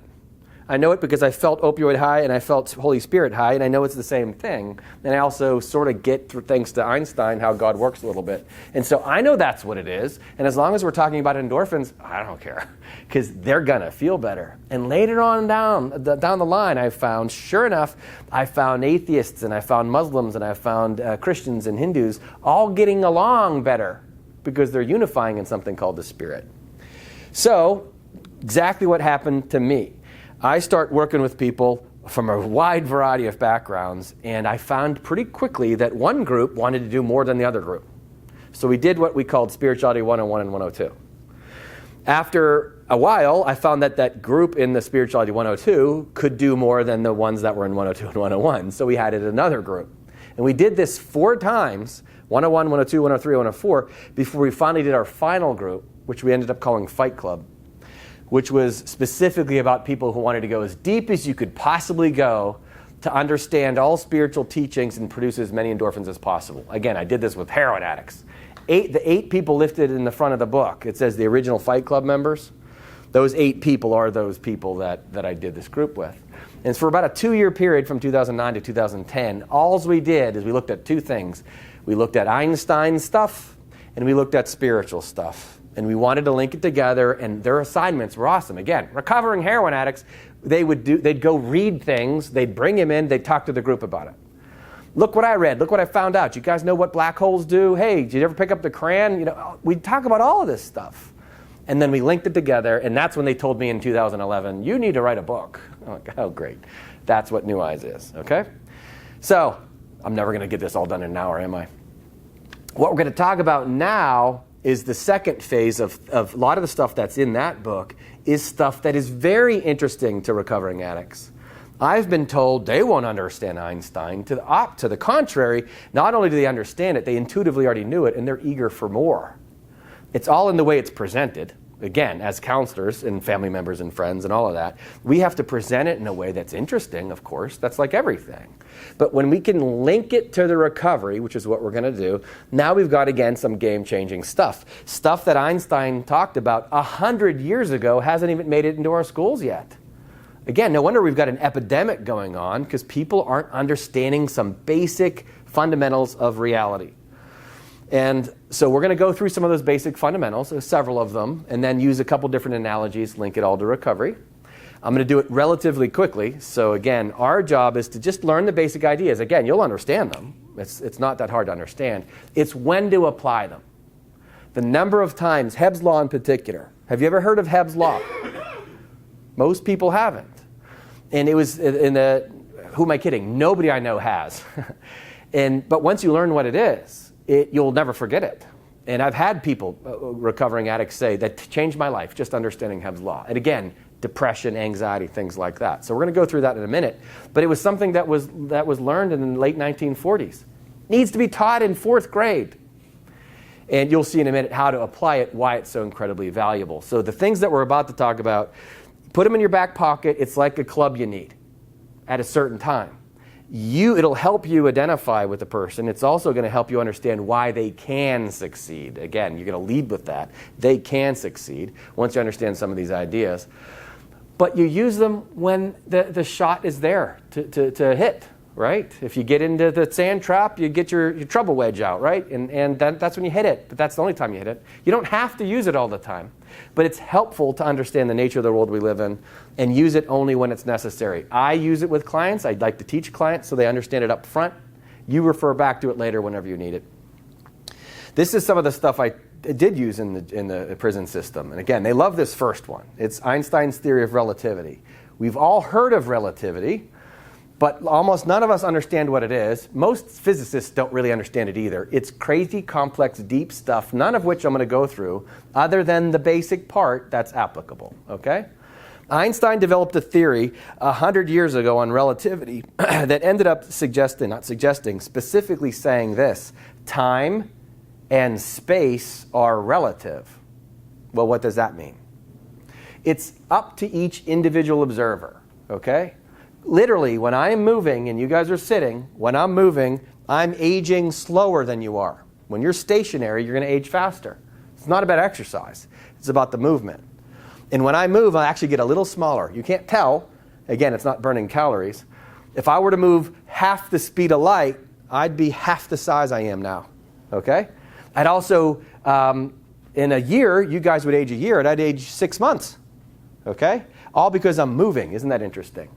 And Einstein was able to figure out that each one of us has a different relationship with the physical universe. It's called time dilation and length contraction. It's not going to be on the test. Just know this. Time dilation means time can change. You think in hours an hour all the time, right? They've put atomic clocks on an airplane traveling super fast, and they send it around the world, and they compare it with a clock that stayed stationary. And the clock that goes around the world at, like, say, 1,000 miles an hour, and when it lands and it goes up against that other clock, which one ticked quicker? Which one's a little bit older? The one that stayed stationary. The one that goes around the world comes back, it's actually a second behind the other clock. Right? That's time dilation. Length contraction means when things move, they get smaller. And Einstein was able to demonstrate amazing things, but if I were to throw a baseball at the speed of light, guess what would happen to it? Seemed like you knew. It would shrink. It would shrink so much that it would become the light, right? Everything in the world, time and space change. You know what doesn't change? The light. The light is what's constant. The light is always there. And again, great spiritual metaphor there. What changes is our time and space of things. What doesn't change is the light. If I threw a baseball at a light beam, I can't catch it. The faster I throw something, the light still travels away at the speed of light. Okay? It's interesting stuff. Again, I've done this in many groups with recovering heroin addicts. They think it's interesting, but the part that matters is this. Each one of us has our own physical relationship with the universe. Guess what that means for recovery? Every single person has their own relationship with their recovery. Again, the science of spirituality. This is, don't judge a man until you walked a mile in his shoes. Don't judge a man until you've removed the log from your eye. Buddha's last words were, strive for your own liberation with diligence. Okay? The fact is, each one of us has our own recovery walk. Well, we just talked about what endorphins are all about. And how what we have to do is produce endorphins again. That's the singular job of every person that we're going to be working with. Their job is to produce more endorphins again. Are there a bunch of different ways to do it? Yeah. The only thing that's relevant is how that person is able to figure out how to produce endorphins. Now, relativity leads to... Did you have a hand raised, by the way? It's so useful in many different ways. I call it mind your own damn business, okay? Because ultimately, I've worked with people who will sit in one part of the group room and they'll be quiet the entire time, and the person will sit in the other corner of a group room and they'll talk the entire time. Which one's right? Don't know how to answer that question, right? Is it right to listen or is it right to speak? Well, what if I told you that that person that's sitting in the corner of the room has had massive panic attacks and agoraphobia and hates being around people, and this is the first group they've ever done ever, and just getting in the room with other people, to sit in that corner, just to be there is great, great progress. You would think, that's awesome, right? But That's a classic flooding technique there. yeah, right. Get them in a group. They feel it, but it's a good technique, right? And they're making progress even though they're being quiet. And at the same time, what if the other person is a person who has been so shy and fearful and has never spoke up before in group before, and I told them, I want you to talk nonstop just to break the ice, also flooding. You've got two people getting treatment in the exact same environment, behaving completely differently, right? Now, if I turn it around, what if that person is sleeping, they don't care, they're quiet because they're just not interested, and that other person is an attention seeker, and they're talking nonstop because they just want everybody to look at them. Quiet people for different reasons. Quiet person with a person that's talking for the same reason. Two people that are talking for different reasons, right? Who can tell the difference? This is why we can't judge. This is John 7:24. Don't judge by mere appearances. You don't know what the other person went through. You don't. I barely can figure myself out. How can I figure out what that other guy went through? And by the time you meet them, we make judgments all the time. Oh, look, they're in an orange jumpsuit. That means, oh, they're a heroin addict. That means, they're not a heroin addict. That means, you have no clue. So let me tell you some story. I could go on for like 10 hours on this. Met two guys, back-to-back weeks, about 10 years ago. Both of them recovering addicts. The whole first interview, hey, what got you here? Tell me about your life. And this changed my life forever. Two guys told me in back-to-back weeks, they didn't know each other, but they told me the same story. He goes, I was 8 years old, came home from school, walked into the garage, and I saw my dad hanging there. So he discovered his own father had killed himself at age 8. You think that was some trauma that might lead to drug use later? Another guy, a week later, says, I was playing outside, 8 years old, I heard a gunshot went in, my dad had shot himself in the head. So in back-to-back weeks, I hear these stories, and then I'm like, when you see them when they're 17 causing trouble at school, and you don't know what they went through, you don't get to comment unless you went through that at age 8. I'm just saying, right? No surprise. One more, a guy that came home from school at age 14. He had an only child. His mother was raising him. His father had abandoned him. He goes inside. He finds his mother laying in her own blood. She had been stabbed. He called 911. They showed up, whisked her away. CYS is on the way. But in a few moments, while nobody was there, he's cleaning up his own mother's blood. He didn't know what to do. Any surprise he's banging dope a couple years later? No. So again, unless you've walked a mile in their shoes, this is what relativity tells me. Einstein tells us we have our own relationship with the universe. Right? Every one of us does. That's mind-changing right there. Light matters. The stuff that we go through is variable, the physical and the time element. What's consistent is the spirit. What's consistent is the light. Okay? Now, each person that has a challenging situation, what they go through from different angles, ends up healing the same way. I call this unified diversity. That's what this section's about. We're all screwed up differently, but the pathways back to health are very, very similar. Forgiveness works for everybody, okay? Forgiveness produces endorphins, and I don't care what angle you come from, forgiveness is going to work. Nobody's going to go back to resenting after forgiving, because it works. Courage feels good, cowardice doesn't. Courage produces endorphins, cowardice doesn't. There's many different ways to demonstrate courage. Speaking up in group is a good way to do it. For some people, others have been traumatized by speaking up before. Perhaps when, as a child, they got beat for speaking up at the dinner table. Now they don't feel like talking in a group. I'm not going to force them to do that, which is why I, as a counselor, never force anybody to do anything. I go to where they're at, and I talk to them where they're at. That's super important. And that's why I don't say, you need to exercise because that produces endorphins. Well, as I'm fond of saying, Brett Favre, NFL quarterback, recovering addict, went to rehab 3 months after winning the Super Bowl for Vicodin addiction. If he came to me and I was his counselor, I'm like, you know what you need to do, Brett? You need to produce some more endorphins through exercise. He's an NFL quarterback. He doesn't need to produce more endorphins through exercise. See, relativity means all of us have our own pathway. And as unified as we all are in the endorphin piece, that's totally true, radically different things that people might need to do to get there. Some people need to forgive. I'm going to jump ahead now to the the last section called balance. It's everything is balance. It's an Aristotle thing, which what I'll tell you real quick is if people forgive too much, what do we call that? If you're a family member of somebody who just keeps forgiving, enabling, right? That person's gone to the extreme. They're called enabling. But if you never forgive, or you hear, oh, my son used, kick him out. That's resentful, and that's not forgiving enough. Aristotle calls it the virtuous mean. You need to be the right amount of forgiving, okay? Courage. Can you be too courageous? I could drive 110 miles an hour down the highway drunk. I'm not going to get hurt. That's too courageous. But if you never drive at all because you're too afraid of what might happen, that's probably cowardice, right? And the fact is there's a virtuous mean. All of us come from different angles with this. I've worked with people who are in abusive relationships who have said to me, I don't want to leave this relationship now. I'm not allowed to say, well, in my opinion, you need to leave. I can't do that. I have to go to where they're at.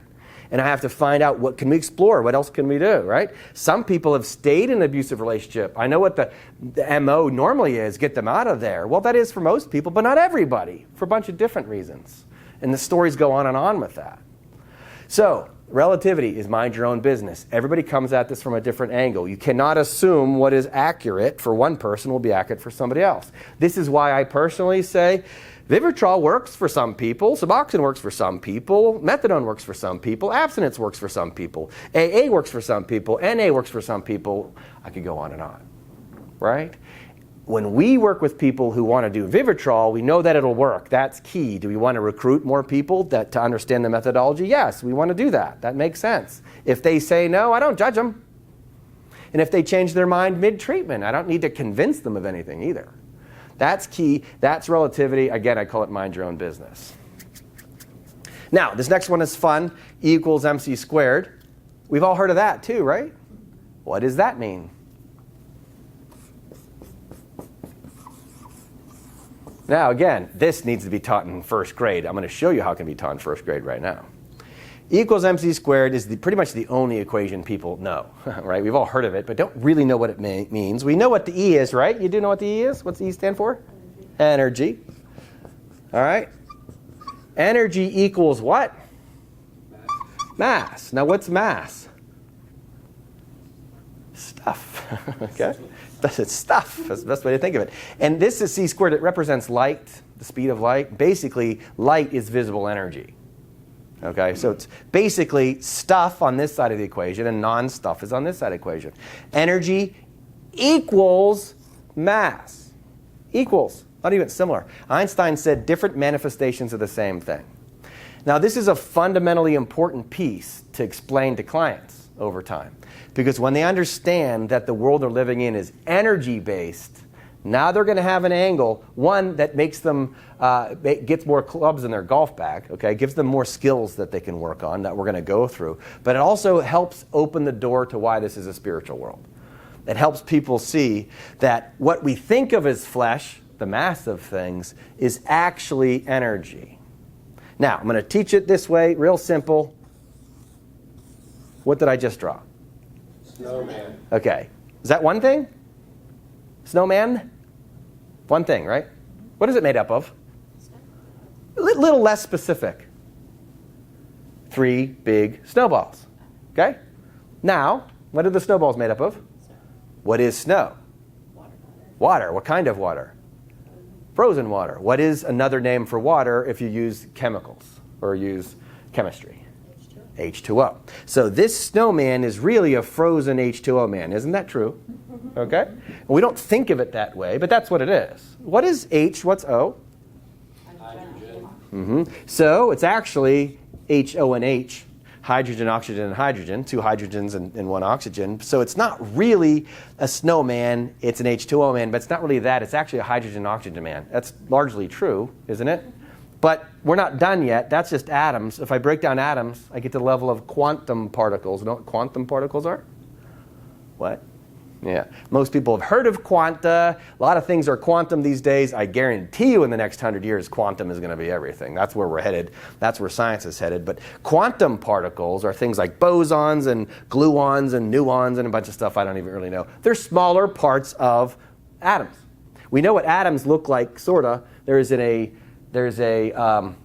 nucleus, and then you have an electron orbiting around it. And those quantum particles make up the electrons in the nuclei. Now we're getting to really smaller particles. I don't know how to draw them.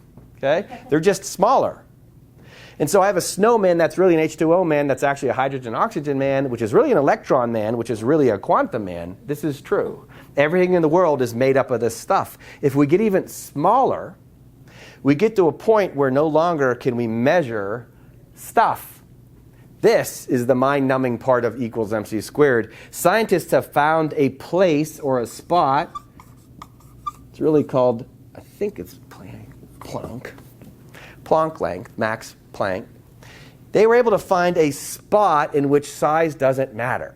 Okay? They found a spot where you can no longer measure things. If you cut a tree in half, you have two halves of a tree. You cut those halves of a tree in half, what do you got? Quarters. I cut them in half, I got a bunch of baseball bats. Cut them in half, toothpicks.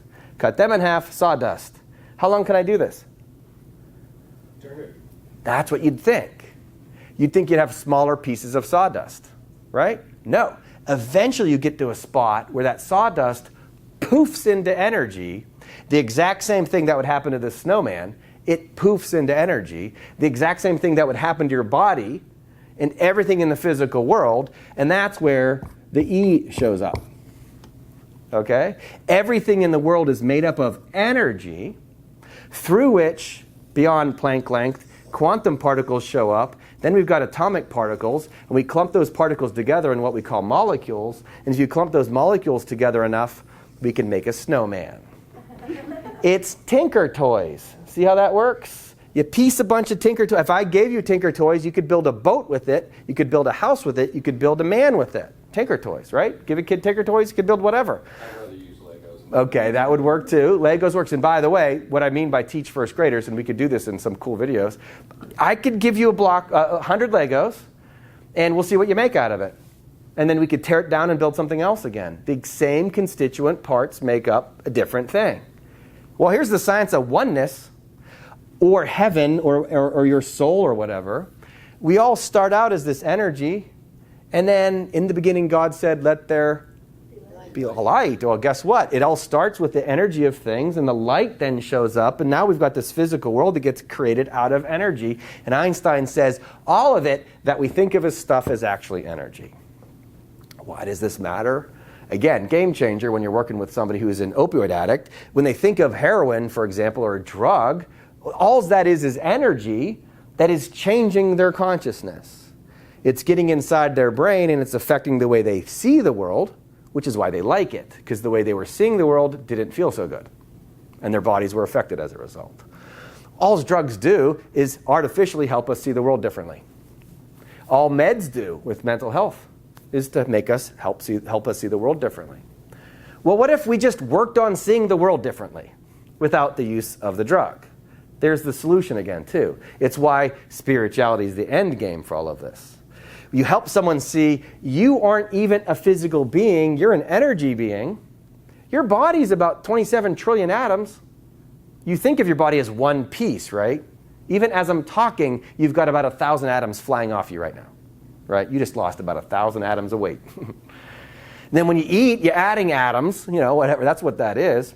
But we end up thinking of ourselves as these flesh beings when we are very specifically equals. We are energy beings. Now that's a huge deal as we move on to these other topics. Stuff like the observer effect.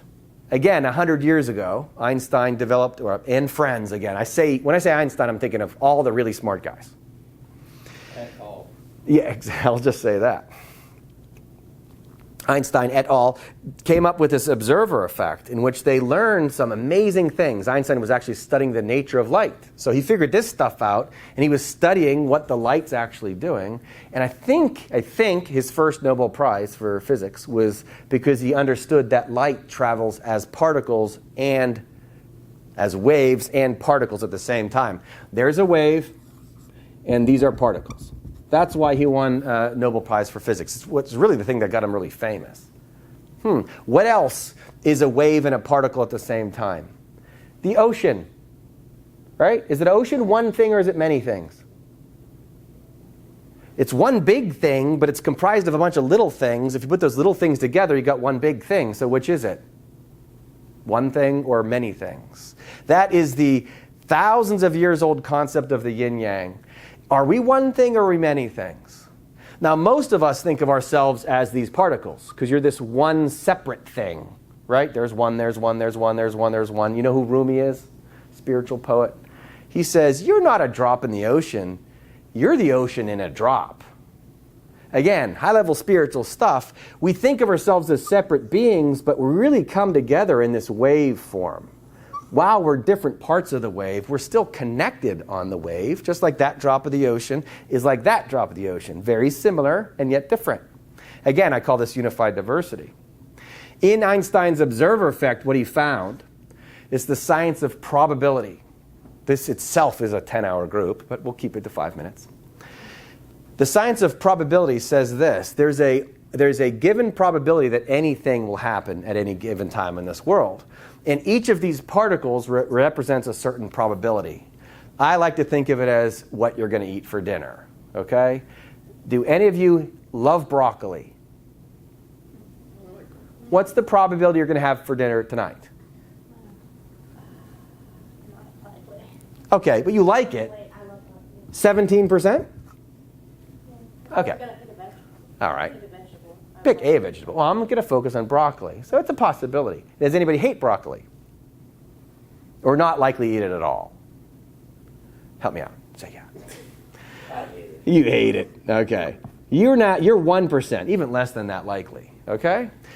Everything that you could eat is a probability. Let's face it. We could have Chinese. You could have a vegan meal. You could have a grilled cheese. You could have pizza, chicken. Go on and on. It's all a probability, but I'll make it simple. 17% likely to have broccoli. 1% likely to have broccoli. I'll give you $1 million to eat broccoli tonight. Done. Bam! We just changed the probability, but did we make it 100%? Because what happens if something happens between now or then? You know, Dante offers you 2 million not to. Okay? Whatever. The point is, based upon the proper motivation, we can change the probability of something happening. Okay? We influence it. The observer effect is about influence. Einstein has demonstrated, it's why they call it the observer effect, the way you look at a situation affects the situation. It's also known as very, very logical, but it's a really great science-based thing because ultimately electrons are watching us. These atoms that I drew earlier, what they showed in the observer effect, it's called the double slit experiment. In my groups, we show the double slit experiment to recovering opioid addicts, and they go, wow, that's fascinating. And they recognize what's happening is that the world is watching you. That's the observer effect. Now, in the observer effect, what it means, if you're not looking at a particular thing, it's a wave. And when you look at a particular thing, it's a particle. Now, this will blow your mind. Go research this yourself, or just trust me, this is totally true, and then we're going to make it about recovery. Einstein et al. Actually debated whether or not the moon existed if no one's there to look at it because of this. The idea that if I'm not looking at it, it's a wave of potentials, and if I'm looking at it, it's a particle of possibilities, it means that the moon might not exist if no one's there to look at it. Smartest guy ever actually debated that, okay? If nobody's looking at that chair, does it disappear into this energy wave of possibilities? This, by the way, is called superposition. It's one of my favorite words. Most of my clients know it. Here's another one that they use. You guys have probably heard this. If a tree falls in the woods and you're not there, did it make a sound? Uh-huh. And what's the answer? Yeah. What's the answer? We know the answer. I believe the sound is still made. We just didn't hear it. If no one's there to look at it, there can't be a tree. At least you smiled. Okay. That means... That was more, what the hell? Yeah, right, exactly. Again. Now, again, what happens? What happens when we do these groups, again, when you're doing this kind of stuff with clients, they're thinking. They're sitting up. They're interested. They're like trying to figure it out themselves, right? Their brain cells are active. If I'm like, why don't you tell me about the most shameful event of your life? Share it with the group, right? Let's share in our pain together. Not especially effective. But you make them think like that. It's a fun one. I do philosophy all the time. Scientifically, there's no tree. It's very similar to if I have a DVD that I don't have in a DVD player, is it making a movie? It's sitting there as a potential movie, isn't it? Excuse me. Cut that out. So the fact is, what it is, on the deep level, again, I like to produce massive amounts of endorphins with people to really help them heal. When you realize you are a spiritual being, that's the soul, having a physical experience, that's this mass. Once you know that's true, this stuff makes much more sense. Fast forward 100 years when we're all dead. You think there are going to be trees and moons to be looking at? I know in our world there is, but this world is like a DVD that we showed up in and we're playing around a little bit, okay? You're a spiritual being having a physical experience. This flesh counts for nothing. It's the spirit that gives life. Once you know that, game changer, because now all of a sudden, now I'm going to look at the world different. Now when I go out in public, because I do this, I'll drive down the road going, man, look at that tree. It's an illusion. All right? Changes my mind a little bit. And half the guys I've worked with have used a psychedelic at some point. And they're like, damn, I knew that was true. Like, all right. And they love it. And by the way, laughter produces endorphins. So that's a win-win scenario, right? So you get them talking about interesting topics. You introduce something like this, study it yourself so you know how to talk about it, throw up relativity and equals MC squared, do silly little drawings like this, and now they're thinking of themselves, energy, I'm energy being, right? And then you can make it applicable with stuff like Hebb's Law, okay? The thing about energy, it's here for us to play with. I just told you about the Tinker Toys. Well, energy is a thing. It exists. And it's moving through you right now. The type of energy that we have defines how we behave. If you have low energy and it's fearful, resentful energy, I'm going to act different than I have a confident energy and forgiving energy. That makes sense. And so if I want to change my behaviors, I want to change my energy, okay? Nobody's ever quit drugs by trying to quit using drugs. That's a fun one to say to people too. How many times did you guys try to quit using drugs? 27 times. I'm like, notice how by trying to quit using drugs, it doesn't work. We've already nailed it. The solution is endorphins. You only quit using drugs by producing endorphins, okay? And that's changing behaviors, and you change it on the level of energy in the soul more than anything else, okay? Changing your perception. Now, we want to exercise for sure, and we want to eat our veggies, eat your broccoli. I'm not giving you $1 million. We want to do those physical things that make sense, okay? That helps with the changing of the frequency and the energy, for sure. Helps to shift the energies. But then it's the changing of the mind that makes all the difference. That's what Hebb's Law is. Hebb was a scientist back in the 1940s that demonstrated that neurons, those pictures that I drew in the first class, neurons, you got 100 billion of them, are communicating. It's like an army. 100 billion neurons talking to each other. Now, his science indicated this. Neurons that fire together, wire together.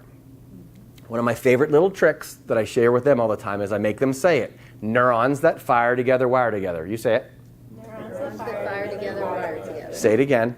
Neurons that fire together, wire together. And now that phrase is wired in your mind, okay? And if you had never heard that before, it wasn't wired. It's some of the coolest science ever. Go look it up, and believe me, my clients usually do, or sometimes they introduced it to me. We all have, with minimal differences, the same brain. That's a mind blower too. Okay? We were born extremely similar. Look this stuff up. Brain signatures. Now, think about it. It's also pretty logical. When you were a baby, did you know you were a boy or a girl?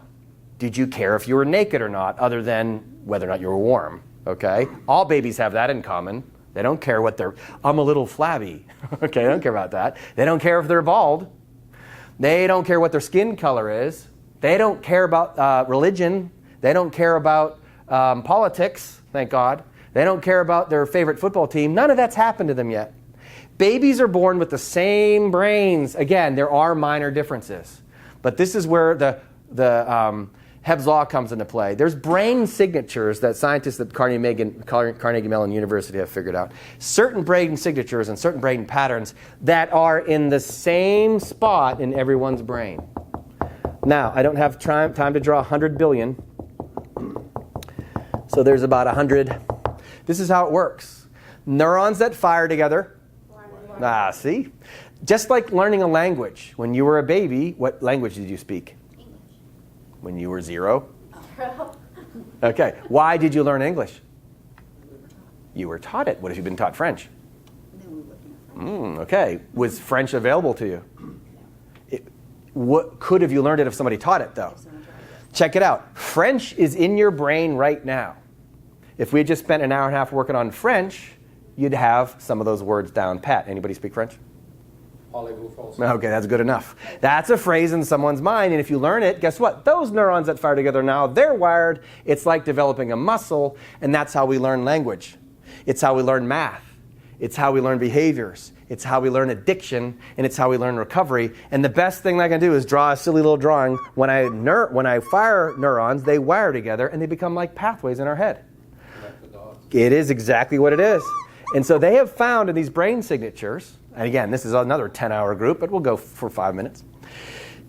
What they found with these brain signatures, that we all have hope in the same spot in our brain. And if you're feeling hopeful, and I'm feeling hopeful, the same neurons will light up.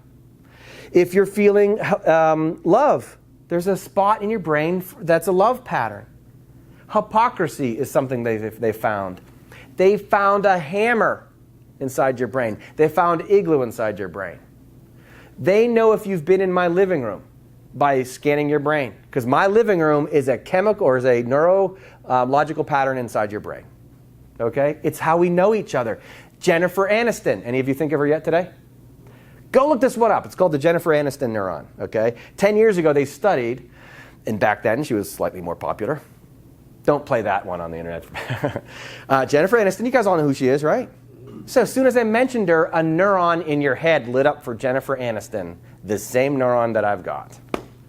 Crazy, right? They did it for Kobe Bryant, Bill Clinton, Halle Berry. Know all those people? Now, if you didn't, Halle Berry, come on in here, right? All of a sudden, you'd now have a neuron associated with her, and they can identify that you're thinking of her because that neuron will light up. Isn't that crazy? They're called brain signatures. It's fascinating stuff, but what it tells us is that we are all the same basic creature who learned things different. If I was born in France, I'd be speaking French. You get taught English wrong, you get taught French wrong, you'll speak it badly. Get it taught right, you'll speak it better.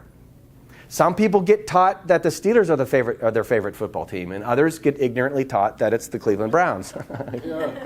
Right? Right.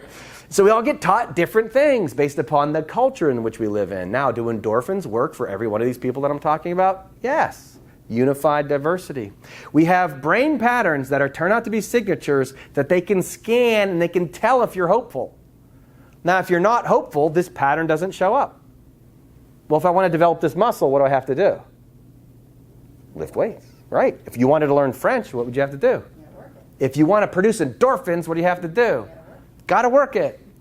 And hope's available for everybody. You might have been raised in a hopeless culture. Well, it doesn't mean that hope's not there. It's the same spot in everyone's brain. They can tell if you're trying to add or subtract based upon your mental effort. If I said 4 minus 2, and you're thinking about that, which probably means you have another problem if you're thinking about that. If you can't figure that out, your brain's going to be working on it, and they can tell you're trying to subtract. Isn't that crazy? Brain signatures. They do this through something called fMRI machines, and they scan people's brains and they see everything. Why? Because our brains are computers. Now, what addiction is when you practice a pattern again and again and again. Remember how dopamine gets released? And that rewards you and tells you to do it again? Well, you end up developing a pattern that's like the Mississippi River inside your brain. If you develop that pattern and a lot of things feed that river, like I'm stressed, I can make my stress go away by using opioids. And that river links. Now all of a sudden, every time I'm stressed, I'm going to feed my opioid river. If I think, my girlfriend dumped me and that makes me very sad, I'm heartbroken, opioids will make me feel better. Every time I see a picture of my girlfriend, I'm going to feel like using opioids. These are called triggers. Now, it's like rivers in the country, throughout the country. How do rivers get bigger? Feed them through smaller rivers called tributaries, right? Addiction, opioid addiction in particular, is a giant river down the middle of our brain. Guess what happens to the other rivers? They start to dry up. Hope River, or whatever, everything else starts to feed it. Now we've got a huge addiction river down the middle of our head. Neurons that fire together, wire together. Now that person has just wired themselves to be an opioid addict. Well, guess what's also in our head? Recovery river, right? And if I practice that enough and I get other things to feed it and I get hope connected to it and other people, and for whatever reason, Jennifer Aniston and Kobe Bryant and Bill Clinton and Holly Berry make me think of recovery, then those neurons will help feed that river. This is why we have to change the stigma and we get rid of shame and guilt, because that doesn't feed recovery river. Over time, recovery river gets bigger and addiction river dries up. That's how healing happens in the brain. Through Hebb's law, which is neurons. That fire together, wire together. There you go. See? Practice something enough, you get good at it. I call this practice makes perfect. Opioid addicts are great at it. They're just great at their drug seeking, and they're great at getting the drug, they're great at getting high, and then they realize, I don't want to be great at that. People who are resentful are great at it. They practice it a lot, they practice hating others, they come up with reasons and justifications for hating others, they feel right about it, and then they get really good at it until it doesn't work. I tell my girlfriend what I'm involved with and like, you know, how we're trying to help people. And she always asks me, and I'm not really sure how to answer this. What about people who like to do drugs? Mm-hmm. What about people who like to be addicts? Right. And it's incomprehensible to us. I mean, obviously, maybe not you or anybody who's dealt with it, but to me, it's like, why would anybody want to continue to do it? The first thing you should think is relativity, right? Which is, who knows? Yeah. That's your first thought. But trust that they have a pathway. You understand what I'm saying? Yeah. And so be mindful of judgment. Now, why would they? Okay, well, think about it. Why would someone be a Cleveland Browns fan? Yeah, and I can never figure that out. It's because they got indoctrinated in that city, right? Whatever. The fact is, your first thought is they must have a reason. And if you follow their history enough, you're going to come across the reason. Got it? That's number one. The second answer to it is because they work. Everybody that uses opioids likes it because it gives them that endorphin effect. And again, most people that use opioids like them. Painkillers do feel good, like most people, like 98%. Some people don't like the reaction they have. But most people like it. Your question is, why continue it? Yeah. Okay? A lot of it comes in the form of trauma. Something happened to them when they were younger. Something. What's that? The root. Yes, there was a root cause that you probably you can't see on the surface. And sometimes they don't even know it. Could happen in childhood, in maybe 3 years old, that kind of stuff. There's a trauma. Now that's why someone overuses it. And then why do they keep doing it? It's because it's extremely reinforcing again. And that's where, unless you've been there, you wouldn't know, right? And so you just have to understand that piece. Now, the end of it is this. They don't like it eventually. Right. Nobody gets to the point where they say, I'm on 27 stamp bags a day. That's perfect amount. I'm good there. I told her intuitively, you would think that at some point you hit a wall, like, I just don't want to do this anymore. Everybody stops using. Everybody. There's two ways to stop using. One is very unfortunate. Yeah. Right? And everybody else figures that out eventually. And so notice again, unified diversity. All of us get back to the same place. All of us get back to, maybe I need to change my mind about this. Right? All of us. And we're all living in that same world. They have to learn how to change their mind. I do. I change my mind about them. They change their mind about me. You do about them. Now we're unified again. The fact, what do we have in common? What I just shared with you. Hope feels good no matter who it is. Forgiveness. Anybody ever forgive anybody in here? Okay, I bet you forgave some. Okay, Dante hasn't. Okay, whoever you forgave is different than the person I forgave, but I assure you we feel the same about it. Yes. Did you like the way forgiveness felt? Yes. Same with me. Do you want to go back to resenting? Now we know why someone like Jesus would go to the cross for it, right? And say forgiveness is everything. Because it works for everybody. It doesn't matter what angle you come from. Telling God as he's dying on the cross, forgive them. They know not what they do. That's it. And notice, know not what they do. So many, in fact, maybe 3 I've met over the years knew about endorphins. None of them know that this is going to happen because it didn't happen that way with weed. It didn't happen that way with Coke or whatever. They didn't know. So they stepped into the trap. Trap got them. And now they look crazy, but again, unless you've walked in their shoes, right? But the end game is they eventually feel the same way, which is, damn, I got to stop this too, and now we're equals. In some ways, they might end up better because they had to work harder to get out of the trap they were in. Good question. I think I've used my whole hour, haven't I? What time is it, seriously? 10 to 5. Okay, I can go through these last ones. Those are the critical science pieces, okay? Those are the really fun Einstein level. 3 of them in particular are Einstein, relativity equals MC squared observer effect. Those are all Einstein stuff. Hebb's law came about in the 1940s, a little bit after Einstein. Really good science stuff. It's all applicable. After 3 or 4 years of working with somebody, I might even say to them, remember Hebb's law? They're like, oh, that's right, practice makes perfect. You got to go back to practicing things you want to get good at. And if I want to feel better and produce endorphins, I have to practice this, eat my vegetables, forgive a little more, stuff like that. It makes sense because it's true, right? The other aspects of all that, the way you look at the world matters because of the observer effect. And if you believe you can recover, back to the broccoli example, you're more likely to recover. If you believe you can't, you're less likely to. We need to show people why 100% of them can totally recover fully by producing mass endorphins. Isn't that completely true and logical? We have to role model that for them. We have to convince them, and again, I did that because they need to be desiring convincing. Okay? If they don't want to hear it, don't cast pearls before swine. If they don't want to hear it, then just guess what? Eckhart Tolle says, come back in 3 years. They'll want to hear it then. Plant a seed, they're going on their merry way. But the ones that are ready, you hit them with it again and again and again and again.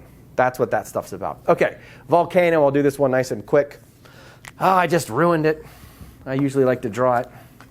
Can you tell what this is? Volcano? There you go. All right, what's the dangerous part of a volcano? Lava, okay. So if I don't want this lava to burst and hurt me, and I decide it'd be a great idea to put a cap on top of it, because that will keep the lava down, would that work for a little bit? A little bit. Yeah. Keep some of the heat down. And so it stays in there, right? What will happen after a while? Explodes. Why? All right, next thing I know, if I'm walking up to the volcano and I look over at it, all the lava bursts out, now I'm a hot mess, okay? All because, You're also dead. right, because I thought a cap would work. Drugs and medicines are like a cap on a volcano. If I think that I'm going to make myself better by putting a cap on the volcano, I'm ignoring the underlying problem, which is the lava. Okay? That's going to burst. It's going to cause some problems. Our job, as we're teaching people, is to say, it's not the medicine that fixes you. If I'm like, that didn't work, I'm going to put on a bigger, stronger cap, it's going to continue to burst. How do I make a volcano not threatening? I have to learn how to get rid of the lava. So when we got people in recovery, and if they're on Vivitrol, it's a cap. It's a short-term helping agent, and it does a great job. But it's the cap. If they don't address the lava, then they still got a dangerous volcano.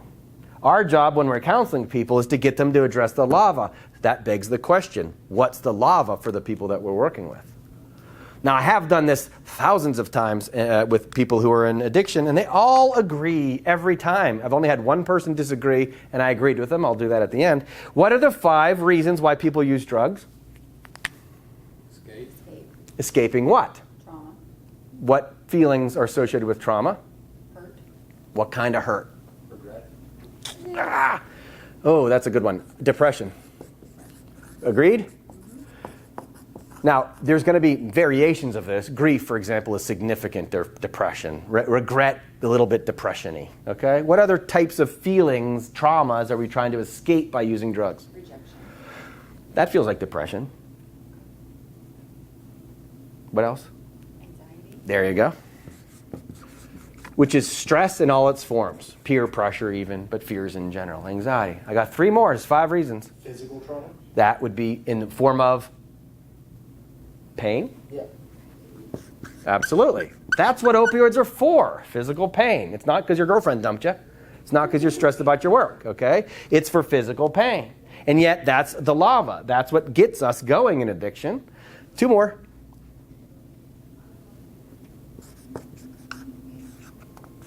Not Angelo. Anger. Anger, okay? Triggers us, and boredom. Now again, almost, and I mean 99% success rate, they're all going like this. They understand. I'm like, you know what didn't trigger you? Your girlfriend. Stop blaming your mom and your dad. Stop blaming money, right? Stop blaming your job loss. It's the feelings you got about all that stuff. right? You're angry at your girlfriend. That's not your girlfriend doing it. It's your inability to know how to handle your girlfriend. You call that anger. That's your fault, not hers, right? This is why spirituality, again, is the solution all the time. Make it about yourself. Anger doesn't produce endorphins. Boredom doesn't produce endorphins. Complaining doesn't produce endorphins, right? People sitting around, I'm bored, you got nothing to do. Well, it's your fault. Go find something to do. Now, we can't make people get healthy by giving them a medicine. We never will. That's the whole idea of the crutch. But we can help them by attacking these things.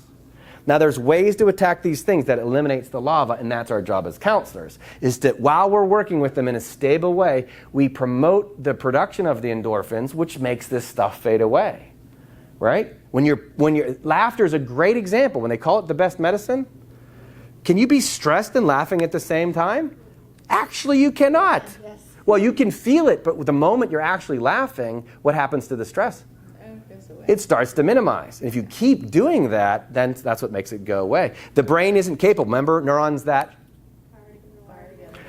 If you're not worried about something, you can't be worried about something at the same time, right? It's impossible to do. So once you're focusing on something like forgiveness and laughter or humor or whatever, your body's not going to be producing stress. Now you're going to get rid of the lava. This is how we show people through our endorphin-producing activities how to get rid of the lava. What happens when I get rid of the lava? What can I do with the cap? Now I'm done with Vivitrol, right? We got about 6 months, maybe a year at most, to work with people to get them to that point. That's why we have to hit them with them pretty quick. Attack the lava. Work on those emotions. Stop blaming other people, okay? Stop blaming life circumstances. Go attack the life circumstances, right? Forgive your girlfriend. You'll feel better. Stop blaming her for it, whatever it is. And that's the whole point of it. The details don't matter. That's why we did relativity, right? Why that person's quiet, why that one's talking, doesn't matter. Forgiveness works all the time. It's very unifying. All right, now this one is super simple and super quick. The GPS, it's the quickest way to heal if you can embrace this concept fast. What does the GPS do for you while you're lost if you're in a car? What's the GPS do? Right, would you ever turn it off when you're lost? Your GPS, and this is a perfect thing to tell clients, your GPS is your emotions. Your emotions aren't wrong. They're trying to tell you you need to do something. And you're turning off your GPS by throwing heroin in there, right? No, when you're done off from your high and you're resenting your girlfriend, you don't forgive her all of a sudden. You probably resent her a little more. You're a little more edgy. I need more heroin. Now that'll make me forgive her. No, it won't. That's not the problem. All that is putting a cap on a volcano. So we want to teach people your emotions might not feel good, but they're good for you. And that's, again, why we want to teach people to see the world differently. If smoke started coming through that door, what would you feel? Scared. And what would you do with that feeling? I'd run. Thank God, right? What if you're like, smoke, no big deal, where's my Xannies? Maybe a shot of whiskey will help, okay? Now you're going to burn to death, okay? Fact is, you listen to that feeling, you get out of the building. If you're nervous for a test or a public speaking event or something like that, but you prepare for it, what happens to the anxiety? Diminishes, okay? If you're grief-stricken because someone that you love died and you never see them again, you work on spiritual development and you end up developing this awareness that there's an afterlife and you'll see them again, what happens to your grief? Diminishes. This is our job as counselors. Whatever their issues, there is a solution that's inside them that will be backed by endorphins, right? Always the case, all the time. Your emotions are good for you. We need to learn how to trust our circumstances. Again, high-level spiritual stuff, you can be getting nailed to a cross and still be at peace, right? Last is the waterfall. The whole idea of it's really simple. I got two people in a canoe, their own canoe, and they're both in the same situation but different. Remember, this is unified diversity. How are they in the same situation and what's different? They're both in a canoe. One's closer to the edge. There you go. So they both have an oar, but they're both headed to the same fate, but what's different is one's closer. If this guy's 10 feet away and this guy's 1 mile away, are they in significantly different situations? Yes. What happens in addiction and recovery is we often wait, all this endorphin-producing talk that we do with people, if they don't apply the skills a mile away, they're going to end up going over the falls. You fight like hell to get away from the falls if you're 10 feet away. Whoop, better start paddling. That's like someone says, I'm craving, time to exercise, right? I'm craving, where's my wife? I want to forgive her. right? Too late. Do that a mile ahead of the falls, all right? Don't wait. This is going to promote proaction in recovery, not reactive. Most of us react to our biology. I feel hungry, must go eat. Craving state, must go use heroin, okay? Mindfully, when we get ourselves to understand, I want to be this guy. See, there's a point of no return. There's a big sign. Do not pass this point. Stuff happens in the water. What happens if you're on a waterfalls and you're getting close to the falls? What do you see in the water? Yeah, if it's rough. Rougher, choppier. It picks up the current. People on the side might be yelling at you, waterfalls ahead, okay? This happens in recovery all the time. People will send you warning signs. You could tell it starts to pick up.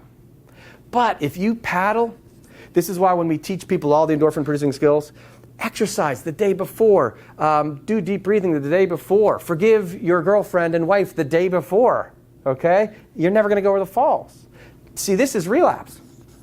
When we're working with people on Vivitrol, 6 months to a year or so to get these skills up and running, and then they can go apply them. And as they apply them, they're going to stay on this side of the point of no return. That's the key. Teaching the waterfall, and again, everybody gets this. Simple thing to show, and then 6 months in while you're working with them, and they make a mistake, you just bring up, remember the waterfall? Oh yeah, that's right, I didn't paddle early enough, right? Right, see, if you wait too close and you start to feel a craving state, it's too late, you're going to go over the falls. Get them understanding that type of concept. Now we've got a bunch of proactive endorphin producing clients, and then this works great. A key to all of this is once you show them all these concepts and ideas we just talked about, is that you stick with your skills. Whatever you're trained in, whatever your personality is. Your client comes in, you still say, how's the wife and kids? Sit down and talk about life, and you connect with them like you always do. But in the back of your mind, you've got all these little tricks, and they know them too because they're going to go through and learn all this stuff, and you apply them when necessary. Neurons that fire together, wire together. They all remember that. You're like, see, you didn't practice forgiveness enough. It'll be automatic after a while. And then they use, as counselors, we use our skill sets to encourage them to practice this stuff. That's it. So it's not like you have to talk about this stuff every time. You just teach it to them once or twice, and then you refer back to it. Use whatever skills you have. Again, families can do this. I've worked with families, and I love it when mom says to the son, remember Hebb's Law, right? And they're like, I know, neurons that fire together, wire together. It happens all the time. Use this stuff, weave it into whatever your skill set already is. It's not like a huge game changer other than take what you're already good at, just plop into some other ideas, emphasize endorphins a lot. All right, and then the last piece is, that's what you have, it's in the back of the book, this paper you got, about 40 or so different ways to produce endorphins, physical, mental, spiritual. I call some high impact, some low impact, because some are much easier to do and they give you a quick jolt. Exercise is a great example of it. Other things require other people, like massage is very good, but you need somebody else to do it. So just a couple different ways to get people thinking in terms of things that really work. High impact, low impact, drinking water, I call it H2O impact. And then what I call the mother lode is spirituality. That's gratitude, and that's hope, and that's forgiveness, and all the different virtues. At the end stage of anybody's recovery, they're going to be, if they're going to succeed, they're going to be good in those areas. I don't think it can be done without. I don't think I've ever seen it done without. Certainly a significant improvement in those things, and it's why opioid addiction is an opportunity, not a problem. Because in order to succeed while you're climbing a mountain, you've got to learn a bunch of different skills. In order to succeed in opioid recovery, you're going to have to learn forgiveness. You're going to have to learn patience. Bitching doesn't produce endorphins. Okay? Learn acceptance and trust. That does. And if you do it in a larger group of people, it's much easier to do. People, it was those 5. Mm-hmm. You said there was somebody else. Oh, yeah. Who said, I didn't start using for any of those reasons. I just didn't know what I was doing. And I'm like, well, tell me more. Were they like a risk taker? Partiers. You got a guy that's really happy. He's 17. He's hanging out with his buddies. His buddy comes out with a pill. Got this in my mom's medicine cabinet. He's already happy. He's not bored. He's not angry at anybody. Whatever. His life is good. He takes a pill. Opioids work. He takes the pill, and now he feels better. That's called ignorance, right? He just didn't know what he was doing. And that's the only time I've ever changed that list. Thank you for remembering. I changed that list because I all said, there's 5 reasons. And then I'm like, well, there is a 6th reason. It's ignorance. Some people just don't know. How common is that one, though? I assume that would be like with like more recreational drugs. I mean, like I've always wondered, like who just picks up heroin just? Nobody. No, again, nobody does. Nobody starts with heroin. Right. And they start with these other drugs that they're able to quit, and it's a lot easier. I mean, weed is just a great example of it. I mean, whatever you think of it, I've never gone to a funeral for an overdose of marijuana. Okay? Now, again, society argues about whether or not it has value, or we should keep it illegal. But it ain't heroin, that's for sure. But people go through marijuana to get to heroin, and that's when it becomes an issue. I also know plenty of people who go from heroin back to marijuana to recovery. And again, every parent I know says, yeah, just smoke weed, stop heroin, right? And I say, listen, if that's where they're at, relativity, I'm not going to moralize and be like, well, you should, because I should say you shouldn't eat 3 bacon double cheeseburgers either, right? Or broccoli. Oh. Okay, so anyhow, the point is, most people use another drug that didn't have the same effect. They're ignorant about opioids. They definitely don't know that it's a pill. And many professionals I know still don't really understand the chemical properties of what's in a pain pill is extremely similar to heroin. And it's literally heroin in a pill. And most people don't know that. I have a close friend I've known for over 20 years, and he does a lot of stuff. And I've always assumed that's the one thing. I've never asked him point blank, but I've always assumed that's the one thing he won't touch. Mm-hmm. Not as because anything else is a gateway to that drug, but it's almost like that's like a dark side that by choice people don't make. In the field of addiction, they talk a lot, and then you start to pick up a vibe, and some people end up saying, some people say never touch that because that's the one you'll never get away from. Yeah. Others go, really? Now I'm intrigued. Well, stuff like black tar heroin, sometimes they cut heroin with the more powerful chemicals that changes the heroin, and some addicts go straight for it. They're like, oh, there's no heroin in the street, because they're looking for that adventure, right? And so again, relativity, go figure. I like to work with most people I work with are already trying to recover, and so that's where I get the 99 out of 100. Most of them aren't that type of person. Good question. All right, Angela, go ahead. So whenever normally they talk about it's the coping skills. They really don't know how to cope anymore. So the coping, that's like, is that the endorphins? Well, yeah. The coping is going to exercise. The coping is... Great question, because that's the piece we need here for sure. Okay, so I'm going to answer the question, start now. The whole treatment comes then down to this. When we have the books and we teach them methodology, you go through the 40 items or so that are endorphin producers, okay? The treatment then becomes picking 5 off the list. I'll usually go 1 physical, 1 mental, 1 spiritual, and then if the person's ready, we do 2 of them. And in almost every case, I start with exercise, because everybody knows that. And then what you do is watch them over time as they first go check with their doctor on something like exercise. But you have them set up goals. This is how I'm going to work out. This is what I'm going to be working on. These are my measurable goals, stuff like that. And so you ask, how's the wife and kids? How's the gym going? Many different places, and if we get this going really well, we want to hook up with the YMCA, for example, and have them understand that this is what recovery is about, and they're usually amenable to that kind of thing, right? Then you ask them about their personal stuff, their relationship stuff, their family stressors. And then when you understand that the way to heal that isn't about complaining about the family, but it's working about the virtues and actually working on things within the family, now we're adding the spiritual skill set. Mental skill set, again, too, I often give books to read, homework assignments, things like that.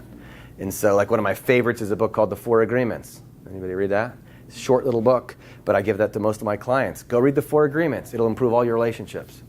2 weeks later, they come in. I'm like, how's the wife and kids? Did you read The 4 Agreements? And if they say no, I don't shame them. I'm like, I really suggest you read that. You keep telling me you've got stressors inside your family. That'll help your marriage. A month later, they come in going, man, I really like those agreements. And then 3 months later, can I get off Vivitrol now? I'm like, well, you read the 4 agreements. How's the exercise program going? You go through the list of all the stuff that we've talked about. And that's how it's easy assessment to make. Because I'm like, now that guy just added 7 skills he didn't have 7 months ago. Now we can go ahead, because he's this guy. Now we know that relapse is it's not impossible, because it's all probabilities. It might happen. If it does happen, we're going to be able to get him paddling again pretty quickly. The guy that hasn't done it, that keeps being this guy, then I'm like, I don't think you're quite ready yet. Let's work on some of that. Until you can say, I've forgiven my wife, for example, then you might not be quite ready because that's still a trigger for you. And it's ultimately pretty fun because all of this stuff feels good. Most of them enjoy the process, and they like counseling as a result too. So that helps with the coping skills. Yeah, these are the coping skills. Yeah. That's mostly what all of them are. Those are all coping Learning skills. how to deal with. Oh, absolutely. Yeah, sure. Well, an example like being in nature, another endorphin producer. Deep breathing. So you get a client taking a long walk, and when they're feeling angry, for example, and they learn how to go take a long walk. Now, again, this is where if we do a website, for example, and we have people from other parts of the country saying, hey, what works for you when you're angry? Now, you got this addict in Jersey listening to this addict over in California going, I always take a long nature walk. And they'll support each other like that. We then encourage them as counselors. Well, we know nature helps, we know breathing helps, and exercise helps. And we know that being angry doesn't. And so whenever you start to feel that anger, because now you're getting to this point, or stress or whatever it is, now go for your nature walk. And then, of course, since you know it works, they're going to come back and say, yeah, I did feel better. These are the coping skills you're talking about again. And there's so many parts to them that you create as a treatment plan. You create, this person likes this person likes that, and it's endless the number of things that you can do.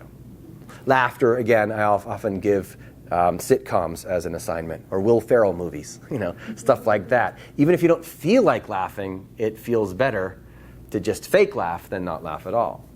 So we go on and on with the different ways we can do the treatment. Wasn't he great? Yes. I'm just he wasn't just good. Yes. He's great. And one of the first things I want to develop is, Steve, you're the director of all of our counselors in our Substance Abuse Coalition summits.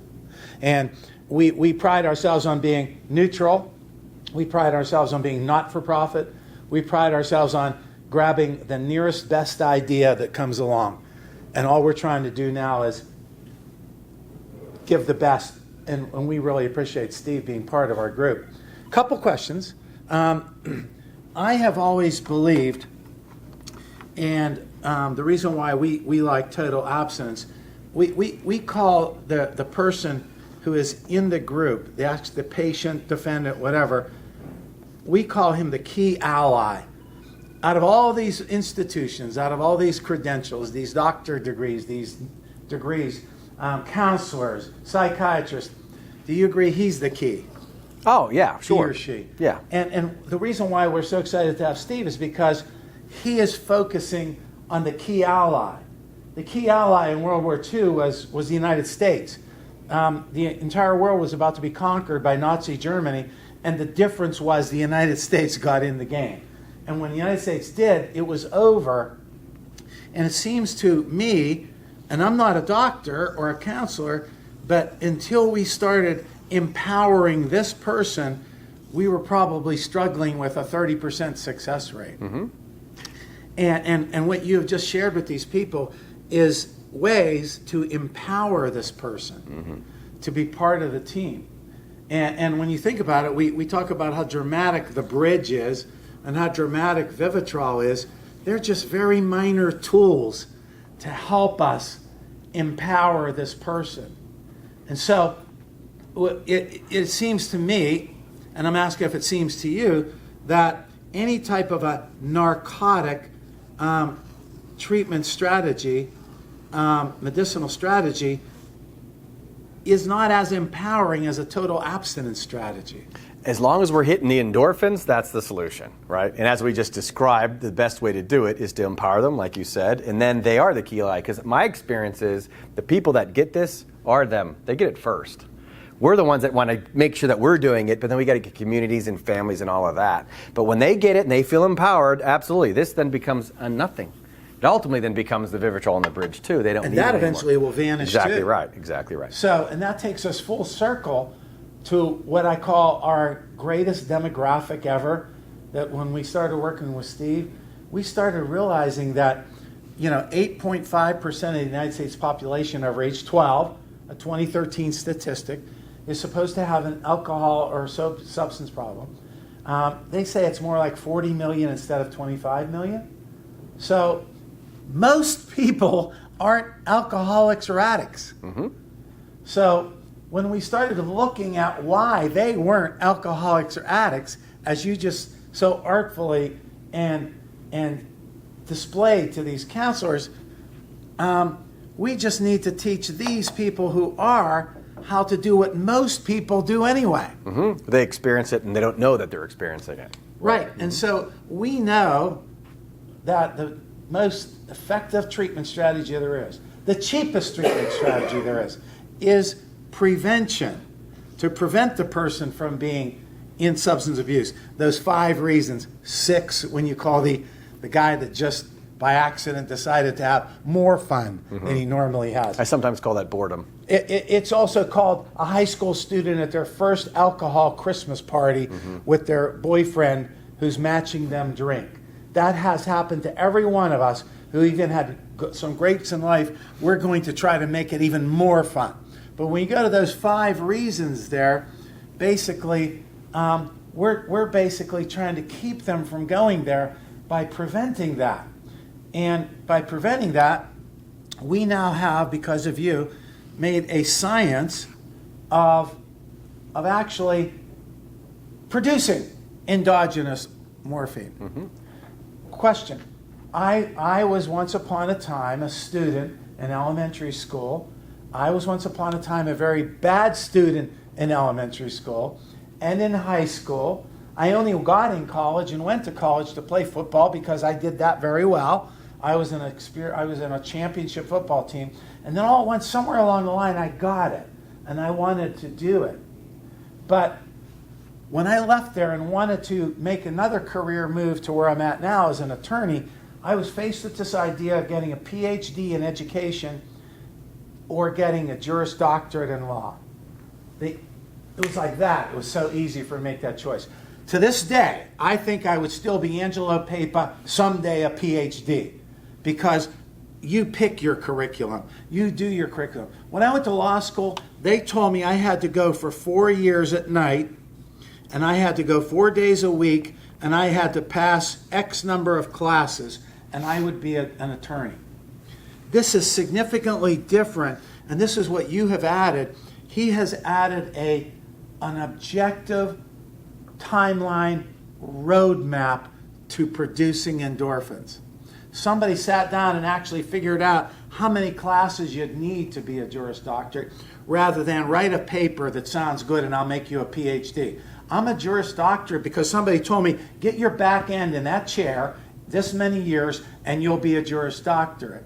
And you have told people to get your back end in this chair, take these exercises, get good at them, and get better at them. And now we have made a something that has some type of a goal-oriented strategy to producing more endogenous morphine or repairing the system that is now defective because of drugs. That, to me, is such a huge breakthrough. It takes us full circle to where we are now treating the person who's an addict who came into your care, to me, has got the greatest break he ever had in life. Because a person who never did drugs and never learned to do what you're teaching them to do is significantly worse off than a former addict who is now doing what he's taught him to do. So you see how it comes full circle. We have a 100% demographic. We have a powerful message for everybody. And we're so thrilled to have you. The way you just described it, it's like, I'd like to think of it too when I assess clients where they're at. It's like grade school. Some people are first graders, some second graders, some third graders, all the way up. And you can tell it's not that first graders are bad or stupid, they're just not as developed as the 10th grader. And so you'll meet people through all walks of life at different levels. And then you want to nurture them. The first grader's supposed to go to second. And then it's the 0. Graduation is the goal. And that's when someone's up and running, fully endorphin producing, mind, body, spirit, high on life. That's the graduate degree. And going back to demographics, if we realize that, say, and when I was an old public educator a while ago, I knew that when we were measuring society, everybody had to go to school. Mandatory attendance law. We suggest that 2% of the population is going to be special needs, handicap, 2% are going to be intellectually and athletically or whatever gifted. Well, that's a pretty small demographic here, and it seems to me that we have been aiming a lot of our resources at teaching the toughest problems we have, which is good. Nobody should be left behind.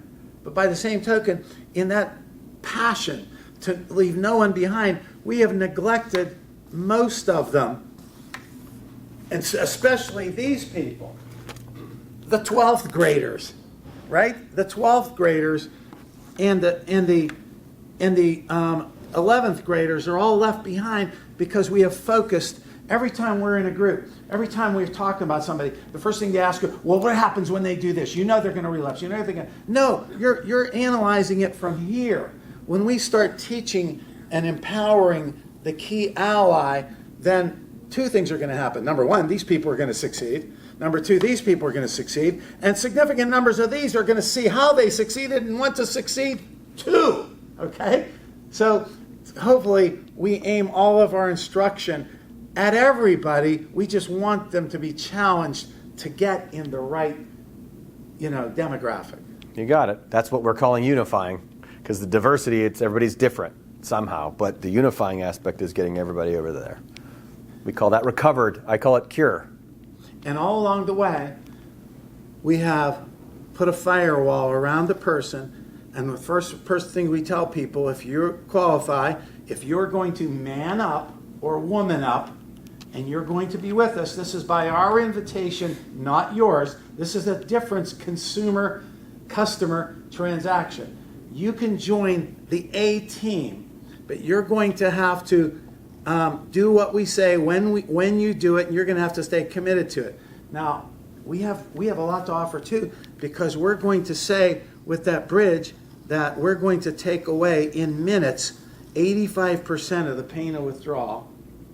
And then within days, we are going to blockade you with another firewall that'll keep you from your body from responding, even if you go over the waterfalls, for 30 days at a time. And eventually, we're going to now have you, the empowered person, not only wanting to, but pitching in and doing most of the work yourself. And that matriculation is magic. Now, the other thing, too, and I want to make sure I make this point, that's why I'm up here, so if we cover a couple things, we know that this blockade, this naltrexone tablet, implant, injection is so powerful that it probably will inhibit your endogenous morphine production. So we don't believe that anybody should stay on medication forever. And we want to make sure, do we not? Yep. I'm asking, is there a strategy to know that this person's been on Vivitrol for several months, he might need some help getting himself high again? Mm-hmm. No, that's something that's very important. Ultimately, the medicines are just the crutches and the helpers, like you said, firewalls, but then eventually they go away. You don't need them. You don't want them. And almost no one I've worked on wants to stay on it.